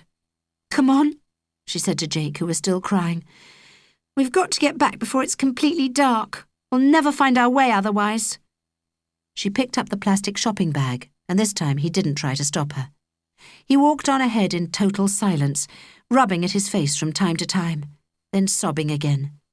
She'd never seen anyone cry like that before. It was as if he'd been waiting all his life to cry properly. And at this moment, she couldn't go and comfort him. She was too full of her own worries and guilt to do that. Why on earth had they ever come? In the bag was a white sliced loaf, spongy and cold, and a lump of orange cheese, some packets of cigarettes and a bottle of wine. Holly set everything out in a corner by a candle they'd lit and stuck in a crack in the floor. She didn't say anything for a minute. She just looked at him and at the bottle. "Why on earth did you spend the money on wine?" "Because I can't sleep," he said. "It's awful lying awake all the time. Wine makes you sleepy." She didn't say anything, but she didn't understand. In the night his snoring had woken her up more than once. How could he say he'd never got any sleep? She drank a bit of the wine, but she didn't like it very much. It had a raw, sour taste. Jake seemed to enjoy it and drank a lot with his bread and cheese. He didn't smoke a cigarette, though, and he treated her very respectfully, even carrying a candle down the steps for her when she wanted to go to the loo. She knew it was because of their quarrel on the road, when he'd hit her. They got into their sleeping bags and lay side by side in the darkness, watching the candlelight making its strange finger patterns on the knobbled wall. Before, they'd slept at opposite ends of the barn, but he'd pulled his things beside her now. He seemed to want to be close. As they lay there, they talked quietly, he about his parents and she about hers. He told her that his mother had trouble with her nerves and that this was the reason she was so crazy about the state of the house and why she screamed at him when things got messed up. Sometimes, he said, she took pills to calm her down. It had been all right till his father left. He was weak, his father was. There was no denying it. She told him about the vicarage and how she'd felt pushed out by all the drop-ins, how her parents were so busy helping people and doing good things, they sometimes seemed to forget about her. She told him Mav was weak and didn't stick up for herself, but most of all she talked about Favre. She'd realised since running away just how much she wanted him to love her, but it felt as if there was a tight knot inside him, a knot of love that somehow couldn't be untied. It made him cold with people, cold and jerky, yet she knew he cared really, that he'd kill anyone who tried to harm someone in his family. She knew now beyond any doubt that Mav and Favre were good people, and she knew that she wanted to be with them, not stuck in this barn having an adventure. She had decided that the reason family things fell apart, landing her with all the jobs and no attention from her parents, was that neither of them knew how to say no to people, to the helpless, pathetic people who always seemed to end up at the vicarage. It wasn't right that she should feel so pushed out, but it didn't happen because they were bad. It happened because they were good. It was all to do with this mysterious thing that had happened to Favre when she was little, when one day he went to a meeting and suddenly found he believed in God and in Jesus Christ and threw up his job so he could study and work for the church. Dimly she remembered a small, neat house in another town, a nice car, Favre in a smart suit, and Mav not so tired and worried-looking all the time. Dimmer than that was some idea she'd got from Mav that Favre had once been quite wild and a trouble to his parents, like Auntie Linda who'd run away. So her being friends with Jake must be a bit complicated for him. It was all right looking after dropouts, that was official. But when someone like a dropout got too friendly with his Holly, that was obviously scary for him. "I think I understand my father now," she said. "Now I've come away. I've been able to see him properly. He does love me. Only Jake." "Jake?" This was important, sharing Favre's life with someone. But Jake was snoring gently. He had fallen asleep holding her hand. She too was drifting towards unconsciousness and feeling more relaxed than before, because at last she'd sorted it out about Favre. And perhaps, too, it was because they were leaving this place tomorrow. They'd agreed they couldn't stay. She'd not said it was to go home, but home was what she wanted now. When she woke up, there was an oblong of light on the floor from the tiny window, cold, grey light. So it was still early. But something was wrong. She wasn't breathing properly, and the light in the barn itself was wobbly. There was a haze in the room and a funny smell. Jake's hand was still loosely in hers. They must have been lying like that all night. Now she snatched her fingers away, sat up and stared round her. What she could smell was smoke. Something in the room was on fire. She struggled to her feet, kicking away the sleeping bag into a corner. There was smoke everywhere, coming up from the floor, and here and there were thin lines of flame licking along the edges of the old joists, starting to get a hold on the corners of the room. The candle! It must have been the fat, yellow candle that they'd stuck in a crack between the floorboards. The last thing she'd seen as she drifted into sleep had been its flickering flame on the walls. She'd thought, better put that out. But sleep had overcome her. Coughing and spluttering as the thick smoke swirled round her, she found her way to the tiny window, tore off the polythene bag they'd stuck over it, and looked out. It was a still, damp morning, and there were the pigs below, grubbing about unconcernedly. It was only a short distance from the window to the ground, and to safety, but there was no way either of them could get through that window. Jake was really skinny. He probably only weighed about 8 stone, but that window wasn't meant for people to climb through. It was for hay, presumably, poked through with a pitchfork. She went back to him, took him by the shoulders and shook him hard. "Jake! Jake! Wake up! We've got to get out of here! The candles set the place on fire, all the straws alight and the floor! Wake up!" But she couldn't wake him. He didn't even moan. If he'd not been warm with his chest going in and out, she could have thought he was dead. It was all that wine he'd drunk, nearly a whole bottle. The aim of it, so he'd said, was to give him a good night's sleep. Well, it had done that, and worse. It seemed to have knocked him out cold. She went back to the window. The smoke was getting worse. Then she tried to reach the door, but as she approached it, there was a whooshing noise, and a sheet of flame engulfed it. Terrified, she took hold of Jake, still inside his sleeping bag, and dragged him across to the window. This part of the barn was the only place where stuff was not on fire. But the smoke and flames were spreading. It was only a matter of time before it reached them. "Highly inflammable," said the embroidered label on the sleeping bag she'd borrowed from Rachel. She'd noticed that when she'd rolled it into her rucksack. So it was no use beating out the flames with that. It could only make matters much worse. She looked wildly around her, feeling a rush of cold air, welcome in what was fast becoming a stifling heat. Over her head there was a hole. The roof of the barn was great slabs of stone, weighted down outside with smaller ones to stop them moving when the snow came. One of the slabs was missing altogether, and another was cracked. It was a slightly bigger space than the window, and it was their only chance. In one corner was an ancient bedside table with a cracked top, covered with bird droppings. Heaven knew what it was doing in a barn.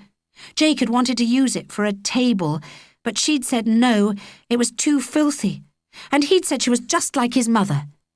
Now she dragged it through the smoke until it stood under the hole in the roof, climbed onto it, reached up until she could grab the rafters and gave an almighty pull. Seconds later she'd squeezed through and was sitting on the roof, pulling and heaving at the slab nearest to the hole, clawing at it with bleeding finger ends, till she'd shifted it a little and made the hole bigger. Down below, there was what sounded like a muffled explosion. She dropped down into the smoke again and saw her sleeping bag in flames. Jake was on his feet now, with the caterpillar folds of his bedding clinging to his ankles. He was staggering about, barely half awake. "Holly!" he cried feebly. "Holly! Where are you? What's happening?" His voice sounded like that of a little, helpless child. "Over here! Come on!" She grabbed him, jumped onto the table and heaved herself out again. Then she reached down inside, grasped his bony wrists and pulled for dear life. Bit by bit, and with agonizing slowness it seemed to her, Jake's head appeared above the smouldering rafters, then his arms, then the rest of him, his thin legs kicking the air as he came. 1 minute she was thinking of a man on the gallows, his legs kicking until all life had gone. The next, she was thinking of the sick man whose friends had brought him to Jesus by making a hole in the roof. This was that story in reverse. It was the same, though. It was the hole that had saved them, except that as she slid down the roof with Jake and jumped the few remaining feet onto the ground, there was no kindly Lord to comfort and heal them. They were still on their own. Her instinct was to get as far away from the burning barn as possible. She should tell someone, surely. She should go to the campsite or to the pig boy's house. Jake seemed to be crying again. She supposed it was shock. She didn't feel anything. She couldn't, not yet. She put her arm round him and steered him away from the barn, out over the grass towards the pigs. As they walked, there was an explosion behind them. She looked back. The roof of the barn was in flames, savage red against a marvellous pink and pearl sky. She could not separate the low roar of the fire from the sound of the stream at the bottom of the field. Its soft burbling had comforted her as she'd lain awake at night, longing for home. But now another sound came in. Voices, raised voices, shouts and exclamations floating across to them, and she saw the pig boy and a man with him, a man very like him but fatter, with the same broad upturned nose and black holes for nostrils. Behind them came 2 policemen, and there were 2 other people, but she couldn't see them properly yet.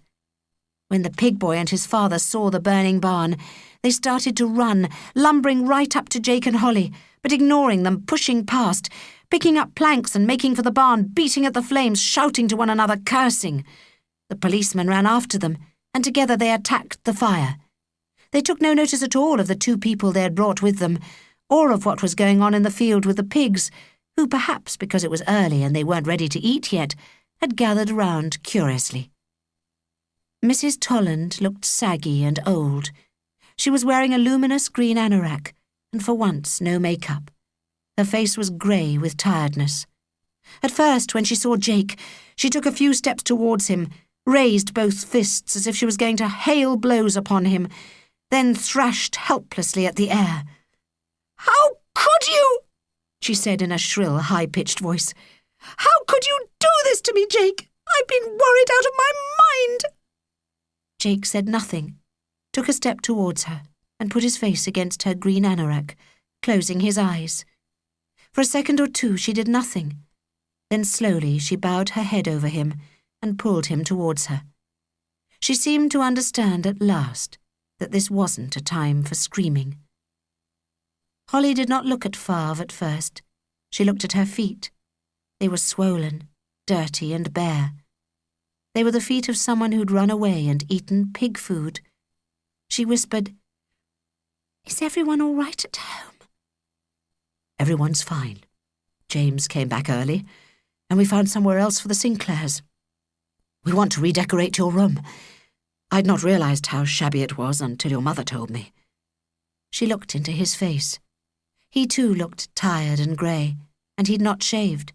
He'd got a bit of a beard. She liked it. It made him look like a Bible person. She said, "Jake didn't take that gold plate." "I know. The police tracked it down. It's in the bank again. Don't worry about it now." Silence fell between them, the deep silence of the hills, which for all the discomforts of the adventure she had come to love. She said, "It's really great here." Favre stared across at Jake and his mother. One of the policemen was now hovering behind them, and Holly noticed that Mrs. Tolland was clinging to her son, as if she feared they might snatch him away. "Will he be all right?" her father said. Holly shrugged. Typical Favre, focusing on someone else, wriggling away from the real problem, the problem of her and him. She said, "I don't know. I feel sorry for him. He's not got much to look forward to, has he?" "No, that's what your mother said. I've not been too friendly to him, have I? Does he get on with James? Do you think he'd like to do more things with us? I thought we might have a bit of a holiday up here. Stay in a cottage or something. He could come with us." "What about the drop-ins?" Holly said suspiciously. All this sounded a bit too good to be true. "The house is empty. We're having a break from them. It's just us for now. And Jake's welcome. It'd be good having him around more with James away at school. Your mother, she's a wonderful woman. It was only when your mother said, and when we couldn't find you. Oh, God." And he brushed a hand across his face and sat down. Holly moved a few inches closer to him. to where he sat hunched up on the grass. But she still felt very separate. As yet she could not bring herself to sit down beside him. So Muv at last had said her piece. Muv, the doormat, who had always stuck up for him, had obviously stuck up for Holly and Jake. She should have said 3 cheers, but she felt so sorry for Favre. He said, "Jake's a clever boy. We found your newspaper, the Daily Scream. We went snooping in your bedrooms to try and work out where you'd gone. Are your parents snoopers?" And the ghost of a smile passed over his face. "It's a brilliant idea. I think you ought to publish it. Jake's mother knows someone who could print it for you. You could sell it at school." She was amazed. "Do you really think it's brilliant? I thought you might be angry." "No, love. I'm not angry. I'm just—" But for the second time he couldn't speak. The 2 policemen, followed by the pig boy and his father, were going off down the hill. The barn was safe, it seemed, in spite of a lot of smoke. One of them exchanged glances with Favre. "Give us a minute," Favre said. "We'll be down." "OK, Rev. Glad you found the little horrors." "What'll happen to us?" Holly said. "Nothing. We'll have to pay for the barn roof, that's all." "But what about running away?" "They're not interested, love. It's all right. In the great scheme of things, 2 children doing a bunk for a few days is, well—" And he smiled. "It's kid stuff to the police. For me, though," and he made room for her beside him on the grass. "For me and your mother. Come here, Holly. Come here to me." At first they both felt rigid with each other. Then something in the air softened and they came close. She said, "I'm sorry, Favre." He said, "I'm sorry too, really I am. And it is going to be different. I'm going to, well, this year I thought we'd have Christmas." "Christmas?" Holly muttered vaguely. What was that? There were other things to think about first. She didn't want to think about Christmas for at least 100 years. Suddenly a great weariness came over her, and she sagged down against her father onto her knees. She couldn't stand up any more. And his arms crept round her, nervously at first, but at last becoming firm and strong. The father was comforting his child.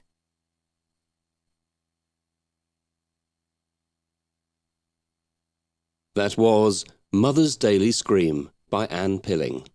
Read by Eve Karpf.